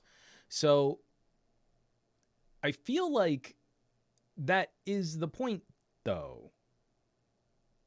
The person who I would recommend get a V60 is different than the person who I would recommend get a Pixel 5. We have different feel, different feature set, different capabilities. I want more competition to better hone in on who's going to be the exact right fit for a gadget. I'm finally going hands-on with my first Samsung of the year on a Note. And I'm immediately thrust back into all of the things that I don't like about One UI. I don't really like what Samsung is doing with their software. It's not for me. And it's the same thing that I've been pointing out on my LG reviews and videos, is I kind of wish LG wasn't mimicking Samsung's One UI so much, because I don't like what they're doing by making menus bigger and everything takes up more space and bubbles are supposed to flow and transitions aren't as smooth. When you've got these extra pretty animations and you're scrolling through your settings in your camera, it's stuttery. This is, it launched at $1,300. The Note 20 has already been price reduced because people aren't buying it. That's not a good look. That's not a good look for your super premium, awesome, expensive phone. Is I'm trying to do something basic in the camera by switching modes, and the animations are jaggy. My phone never lags. I'm like, Samsung is my BFF. No, it lags. It stutters. My V60 doesn't. When I switch from photo to video, it goes snick, like Wolverine's claws. When I do it on a Samsung, it's like sandpaper. I don't like it. So anyway, I'm getting sidetracked here. If I don't like, so even with Samsung's better system of updates, if I don't like what Samsung's doing, then I need another option in there. And we're going to run into this with OnePlus too. OnePlus is not going to be the stock adjacent company anymore. I mean, look at the turn. Look at the UI changes for Android 11. If you want the streamlined Google approach to software, it's gonna be a Pixel. That software matters. We keep devaluing, crazy, awesome, radical new engineering and the work that goes into really good software UI. I love my OnePlus. The OnePlus 8 Pro is a phone that should not have been panned as hard as it was for being expensive. It earns its premium price tag. The OnePlus 8 Pro is a monster phone. And every time I pick it up, I know for a fact that multitasking and back button swipes will not be as organically smooth as my $350 Pixel 4a. That when I'm in landscape and I swipe to either multitask or go home from an app in landscape, it's going to be 2 to 3 swipes on a OnePlus 8 Pro. I'm going to nail it almost every single time on a Pixel 4a. Those little differences are things that we should be communicating to consumers. Because I'm not saying don't buy a OnePlus 8 Pro. I'm saying be aware of these issues. If that's something that might bother you, this might not be the phone for you. But there are other solutions that we can point to and other options that you might enjoy better. Camera processing it's not the same throwing Gcam on another phone. I know that's always the catch-all. Oh, why don't you do your camera reviews with Gcam? It's not a Pixel. That is not the Pixel experience. It's close, but it's not. Close, it's like horseshoes and hand grenades, right? If you want a Pixel, you get a Pixel. So,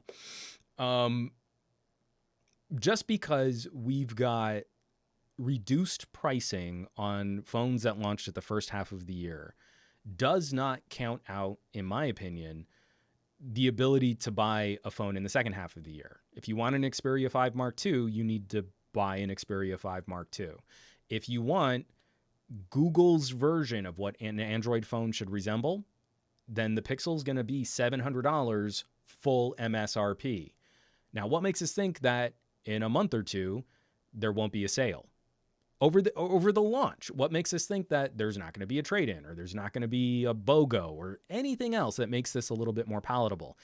And I'll still point to the Pixel 5 at $700.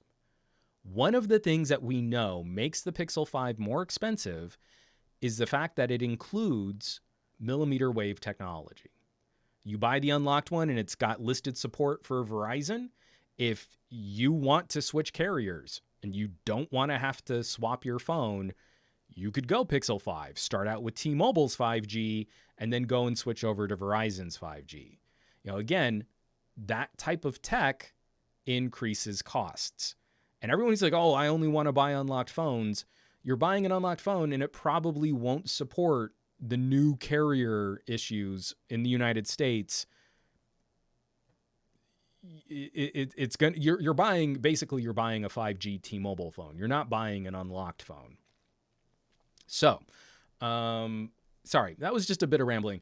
The phone itself, I'm really excited about. I'm very much looking forward to see what Google can do to optimize the upper mid-range experience, right? Because we know this is mid-ranger hardware. The 765 isn't winning any of my performance showdowns, but the 730 in my Pixel 4a, because of Google's software hardware optimization, is often able to outperform the 765 in my Velvet, which runs a much heavier skin from LG.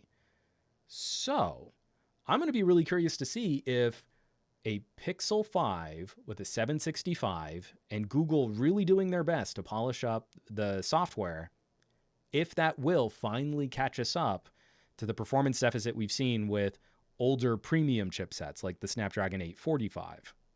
And that could be a fun race. Like, that could be a fun showdown, is to see, like, does Google really get us to that more premium feel, that higher tier of performance, that more fluid tier of performance? Because it's all software. It's software. I mean, that's really what gets us there.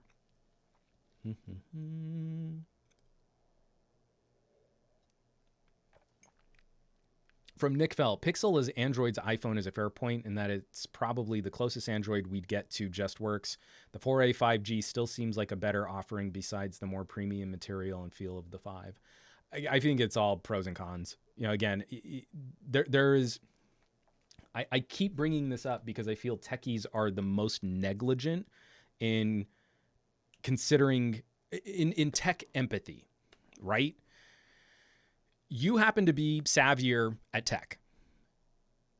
I need you to imagine what it would be like to not be as savvy at tech, because consumers are not listening to us, right? They stopped listening to us a while ago and they're playing the brand game, right? So there is someone walking into a carrier store right now who's going to pay full price for an iPhone 11 Pro. That's the phone. They need to buy a phone. They're at the carrier store. They buy iPhones. They want an iPhone. They're going to buy an iPhone. And that's what they're going to walk out the door with. $40 a month for 24 months, full retail. They're going to buy the phone that's about to be replaced next week. That's what we need to be considering. There's a 4A 5G, and someone's going to walk into a carrier store, and they're going to pick it up, and they're going to feel that the back is plastic. They're going to see that it's got a little bit more of a chin bezel, and then right next to it's going to be a Pixel 5. And if they make the choice for the more premium build materials, if they see that it's got like this wireless charging thing, that could be kind of interesting. I've been hearing nice things about that. And they both support the 5G. Well, you know what? Maybe I should get the better phone now, and it's going to be a little bit more future-proofed for accessories and for feeling a little bit nicer. And maybe it's going to be a bit more durable. Regardless of whether or not that stuff is true, I don't think the person picking up the Pixel 5 is going to get getting ripped off. I don't. I really don't. I think the experience is more than the chipset. And for the person who values different build materials, I really want more phones to be not made out of glass. I'm very excited to hold a phone that's made out of metal. I really want to feel that again. It's the HTC 10. Is that the last one? Is the HTC 10 and the LG V20. And we haven't had serious options in this space since then. That's silly.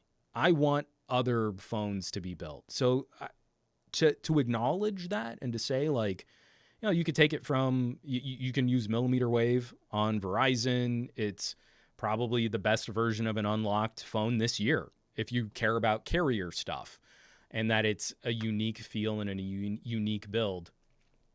That to me matters. And that you can get that with what I'm sure is going to be an extremely fluid experience after using the Pixel 4a, have cameras that are still competitive against top tier fare for most consumer interactions and point and shoot photography. And at full MSRP, before there are any sales, it's going to be $700. I think we're in good territory. I don't see where I do not have a problem philosophically or in retail with that as a solution. Matt Tyler, I want to feel that metal in my hand with a case on. Oh, you jerk. Again, I'm torn. Like, if I'm going to put a case on the Pixel 5, I still don't have a case on my Pixel 4. My Pixel 4a, I should say. I have a case on my Pixel 4 XL because it's glass and glass breaks. Hold on, I've got one more mug of water here. I've got to turn around. I'm going to try not to bump my mic. All right, we're going into mug 3. I love it. Voice is barely hanging on. We can do this. We can stick the landing. So sorry. There was a bunch of stuff announced. I'm obviously focusing in on the on the phone, but it's because I'm so anxious. I'm so curious to see what it is that we can do to improve this sort of mid-ranger phone experience. Excuse me.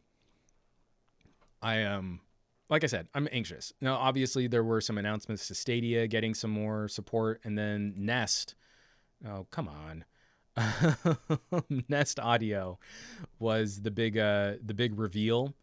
A directional speaker. I was very surprised to see that this is directional, where it's got a little tweeter and a larger woofer unit that are supposed to be pointed in a specific direction, but fabric covered, keeping up that aesthetic from Google with sort of a more organic look for a gadget. It shouldn't stand out too aggressively as being techie or geeky. But yeah, I thought it was kind of interesting. Saying it's 75% louder than the original Google Home and has 50% stronger bass. But instead of going with a vertically mounted speaker unit that's more 360 degree, I kind of like this trend of moving back towards more traditional monitor style speakers. You point them in the direction where you want them, and I think you'll arrive at slightly better audio fidelity for the directionality. But what I haven't seen is whether or not they're easy to link as like a stereo pair. Oh, there we go. Twice as mesmerizing. Just pair 2 Nest Audio speakers. It's right here and here. They didn't mention it during the live stream, the announcement, but it's here on their website. So that answers my question. It's great. Pair 2 Nest Audio speakers together for stereo sound. Yeah, there you go. Asked and answered. Good job, Google.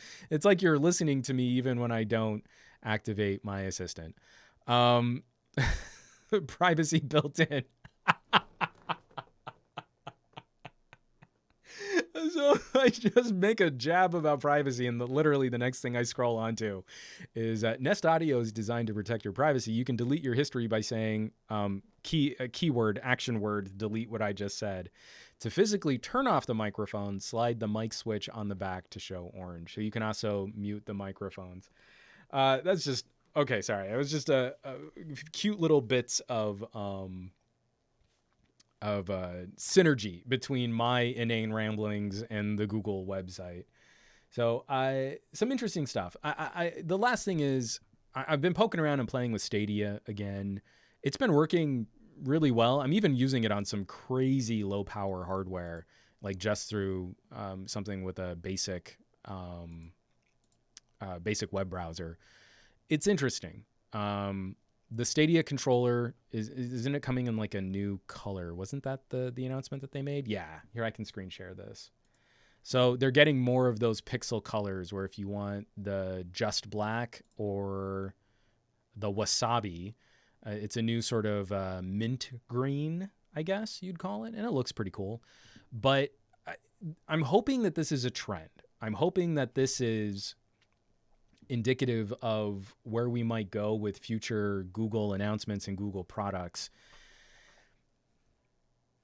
I think we all can fairly say Google has a problem with shotgunning a ton of different features and apps and services, seeing what might be a little bit more popular, and then if nothing really sticks, killing a bunch of platforms and programs.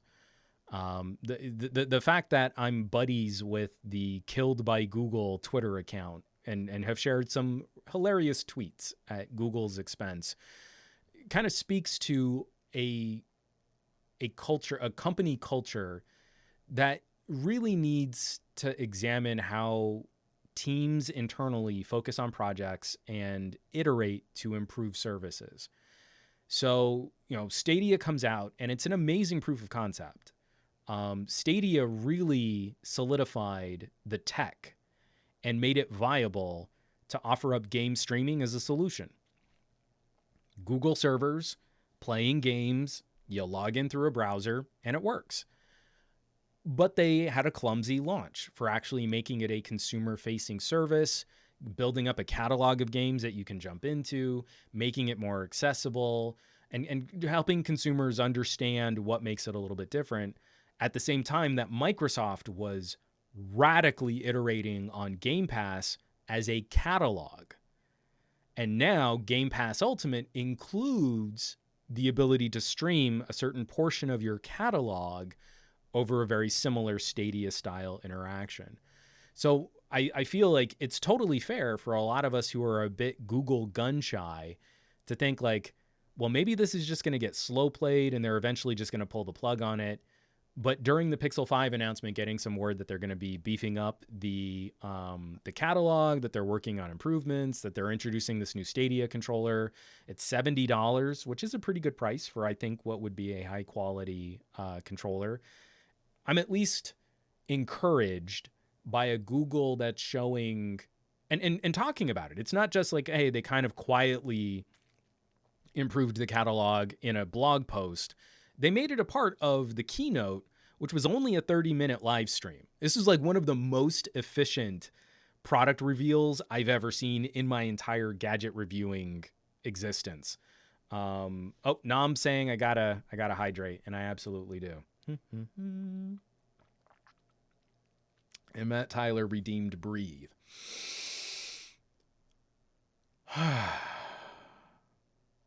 Great. So, hopefully this is the way forward. I would love to see a Google that iterates and refines. You know, we're going to lose Google Play Music. We're getting YouTube Music. Seeing them iterate and improve YouTube Music to make it the service that I liked from Google Play Music would be refreshing.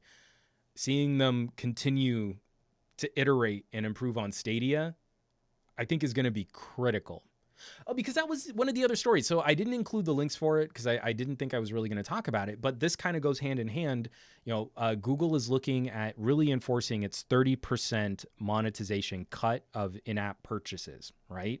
We just got news like this morning that they're going to be delaying that in India, I think through next year, to get developers used to how the monetization in Google Play is going to work. But at the same time, we've also seen indications that they're going to make it easier to allow for competing app stores. So let's say you want a list of high quality Android games through Epic Games or through Steam, through Humble Bundle. Humble Bundle has a catalog app that you install. And then if you've ever bought Android apps through Humble Bundle, they'll update the apps just like the Google Play Store. It's kind of funny. The Amazon App Store, et cetera, et cetera, et cetera. And I feel like that's probably the better way to get around their current antitrust investigations. You buy anything through Google Play, Google gets a 30% cut. That's the breaks. But you want to install another app store on your phone, you're more than welcome to do business with other companies in other ways. And that to me is the better way forward. You want Game Pass on your phone? Well, you're doing business directly with Microsoft. And you have a catalog app from Microsoft. You are paying Microsoft, and there's nothing on Google servers to force Microsoft to give Google a 30% cut of transactions or to make the App Store more complicated to include all of the Game Pass games. Apple's solution is antiquated by comparison. So that to me is a step in the right direction, better for competition. Android's always been more open anyway, so those of us who care about how we do business with other companies, we're good. We understand this relationship already. If Google can start improving their services with more regular updates, feature drops, whatever they're going to call them, that's a Google that I'm much more interested in, that I'm a lot more excited to talk about. Is it feels like for the last couple of years, we've been in this sort of services death spiral. What are they going to cut this week? How are they going to mess up messaging this time? What are they going to do to my Chromecast tomorrow? How are they going to jack up YouTube TV prices? I want a Google that's refining. And this Stadia announcement gave me that little spark of hope that might be what we're getting.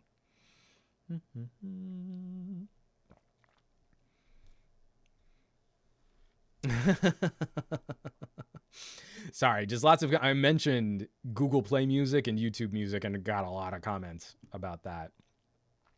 But yeah, it's some funny stuff. So yes, I'm going to be going hands-on with let's wrap up this podcast just talking about what's on the docket. I've shot the video for LG Velvet. So we're going to be doing international Snapdragon 765 Velvet versus MediaTek Dimensity T-Mobile Velvet. So the 2 different flavors of Velvet. I've got a video shot for the TicWatch 3. So this is, I think, one of the best. I think this is the best option for Wear OS. That's not the highest bar, but I've always really enjoyed TicWatches. I've got the last gen TicWatch and then the less expensive TicWatch C right behind that over on the table. So I'm now through my 3rd recharge. So that's 9 days of use and only 3 recharges. And I've been tracking workouts. It's not like it's 3 days of not using it, but 3 days of really using it, notifications, heart rate, blood oxygen monitoring. It's a monster performer. It's got great fitness applications, and then it's just a little bit more powerful. So it's been better for interactions, like when I'm swiping through notifications and stuff.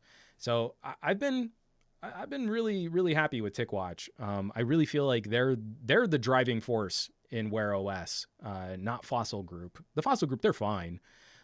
They're good options, but I think Mobvoi is probably more cutting edge for really getting the stuff into consumers' hands. I had a whole list of things. The Showdown video. So be on the lookout this afternoon for TK and I to be talking about Showdown videos. I've got the script written for my, for which one? I've got a camera review. I've got a major camera review coming out, and now I'm brain locking on the phone. But one of the things that just came in. Oh, and I am going to be going hands-on. I really want to spend time with a T-Mobile. I'm not T-Mobile. A Verizon LG Wing and the Pixel 5. Those are definitely going to be some of my closer phones for the year. But this bad boy came in over the weekend. If you see this, it says Nex on it, because it's a Nex dock. But it's not just any Nex dock. It's the new Nex dock that has a bigger screen to bezel ratio, a better screen to bezel ratio, and it's a touch screen. So when you connect, touch enabled devices or Windows computers to the Nex dock, you end up with a touch powered laptop, and it's real pretty. It's nicely kind of cleaned up and refined over the last generation Nex dock. Again, like the bezels on the screen, everything's a little bit cleaner, a little bit nicer. The speakers point in a better direction, so it's a little easier to hear as those speakers bounce off the table. I'm already, I've only had it for a full day, but I'm already using this because I'm going to be reviewing like some of these like mini PCs. So this is the Azul. This is like a little mini PC in a stick kind of a product that just hit me. The HDMI just popped me in the face there. But these are the products that I think are really going to help us move mobility forward. It's boutique. Their next round of pre-orders for the Nex Dock Touch, I don't think they're going to be shipping out this year. I think they're going to be shipping out the beginning of 2021. So if you want one of these, you got to get in line. This kind of stuff makes me really excited. Being able to plug a phone into this, being able to plug a desktop PC. So like when I was gutting that Nook, I've got a Core i9 Nook. When I was rebuilding it, just to make sure everything was running, I didn't connect it to computer monitors or to my TV. I connected it to a Nex dock, so I had a keyboard and a touchpad and a display all in one, so I could troubleshoot anything that was going on with my Nook build. These things are huge for PC building. It is so helpful. If I've got a PC gutted on my desk, I don't want to have a monitor and a keyboard and a mouse and cables and everything all over the place. I just plug in this and it just works. So we've got phone challenges coming up. We've got a cross-channel collaboration going on with TK Bay. We've got some audio gear to talk about. We've got a ton of phones that I'm still wrapping up coverage on. We've got audio reviews coming for Sony. The Xperia is the phone. I'm going to do a joint camera review for the Xperia 1 and the Xperia 5. And late last night, which is why I'm so foggy, I finished the script for the Xperia camera review. That's going to be a huge video for everything that's going on. I need to take another drink of water here because we're going to close out this podcast, and I am proper foggy. This is getting silly.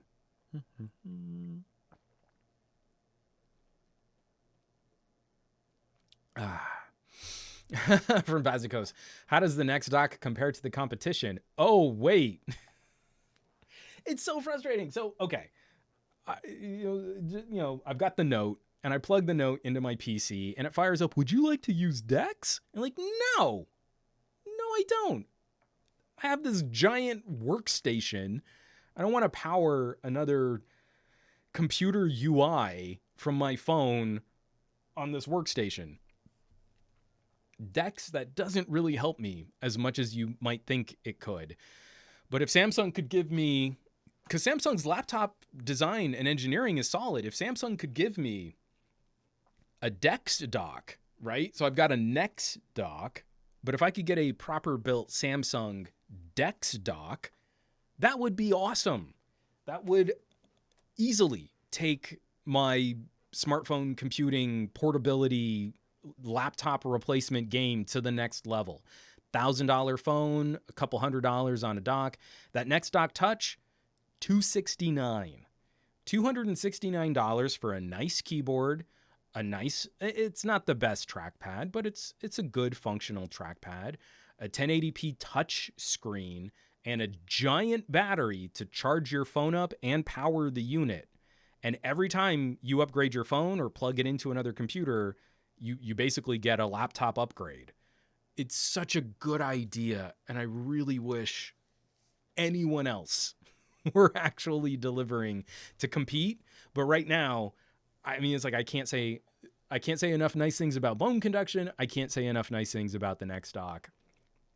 It really does help you drive this stuff to a higher degree. And even if your phone doesn't have a desktop mode, the script that I wrote on the Xperia 1 Mark II. So I just split screen, and I had a video playing in YouTube, and I had Microsoft Word on the other split screen, and it was on the Nex Dock, and it was great. It was a lovely writing experience while still streaming some video. Like, split screening, you can alt tab just like you can on a PC. I'll have a full video out on it, and you'll hear me ramble on. You don't need me to do that all here. So we have crazy power in our pockets. A whole new generation of 5G devices are finally hitting more competitive prices.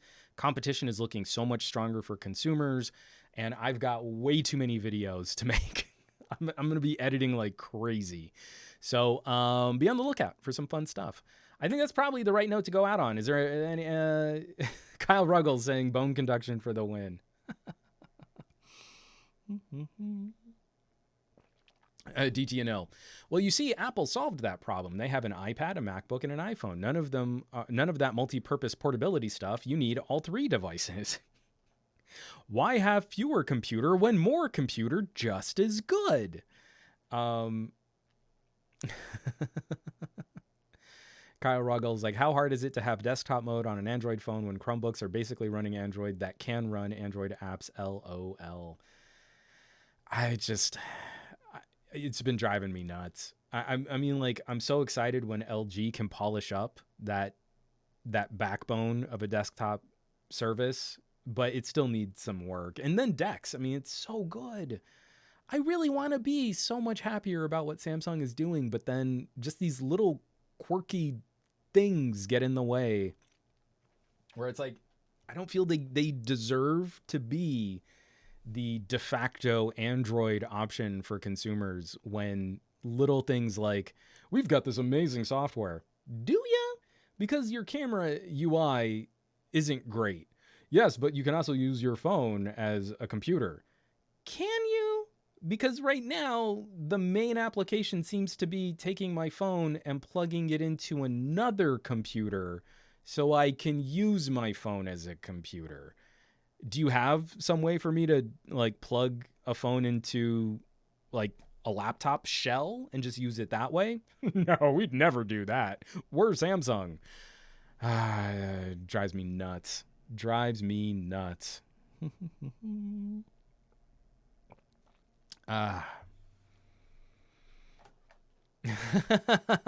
916. I can thank Juan for these aftershocks I won on his last ever Patreon contest before he got slapped around for them. Yeah, that was also on me. I should have figured out contests on paywall sites. Probably not a great idea, but I'm glad you enjoy the Aftershocks because that was a fun giveaway. All right, folks, let's put a pin in it. Let's wrap this up. I want to say thank you for following me on this very rambly and stuttery edition of the Monday Morning Tech Chat Show. I like having these channel points. I just thought no one wanted to use channel points. I really thought that I had set these up so that people could, but now I'm glad that that they're for real, and we're gonna have to play around with some other options for channel points. Give me some suggestions. Hit me up on Twitter or send me an email or some other communique that isn't instantly lost in a live chat. What other channel points rewards would you want to try out? I am very partial to ASMR and putting like a ridiculous huge number of points, like 10,000 points, and I'll do another ASMR sip like this.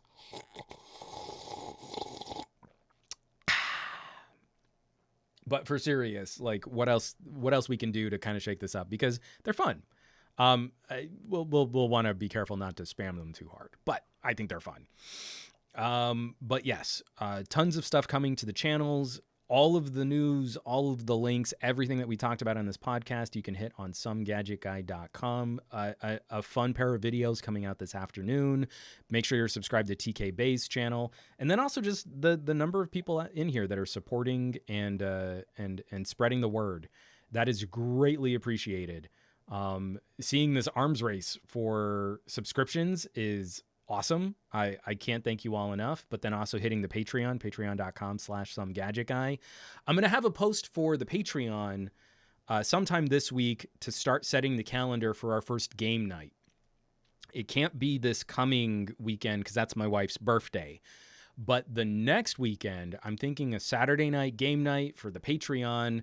I'll have dates, times. We can try and work out some scheduling stuff. But I'm thinking we're going to start with Battlelands Royale and then see where that takes us. See how far we want to go with having a community gameplay night where we can all just kind of blow each other up and have a good time doing it. So, folks, the rest of this is pretty well known, but you can catch me around the internet. Some Gadget Guy on the Twitters, here on the Twitch, on the YouTubes, on the Facebooks, on the Instagrams.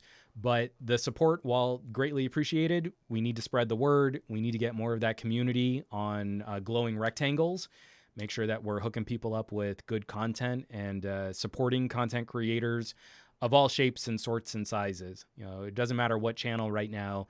Everyone's kind of going through a bit of a YouTube crisis, and it's on us. It's on us to support the content that we want to see. You want more of it, you got to be an advocate for it. You can't just let the automatic algorithm do all the lifting for you. So I want you to have an amazing week. I want you to do awesome with your technology. I want you to be awesome with your technology. And the world is still ludicrously crazy. So stay safe, be well. I want to see all these names back here next week. Take care of yourselves. It's wacky. So let's not let that get us too messed up in the wackiness. I'll catch you back here next week. I love y'all. Take care.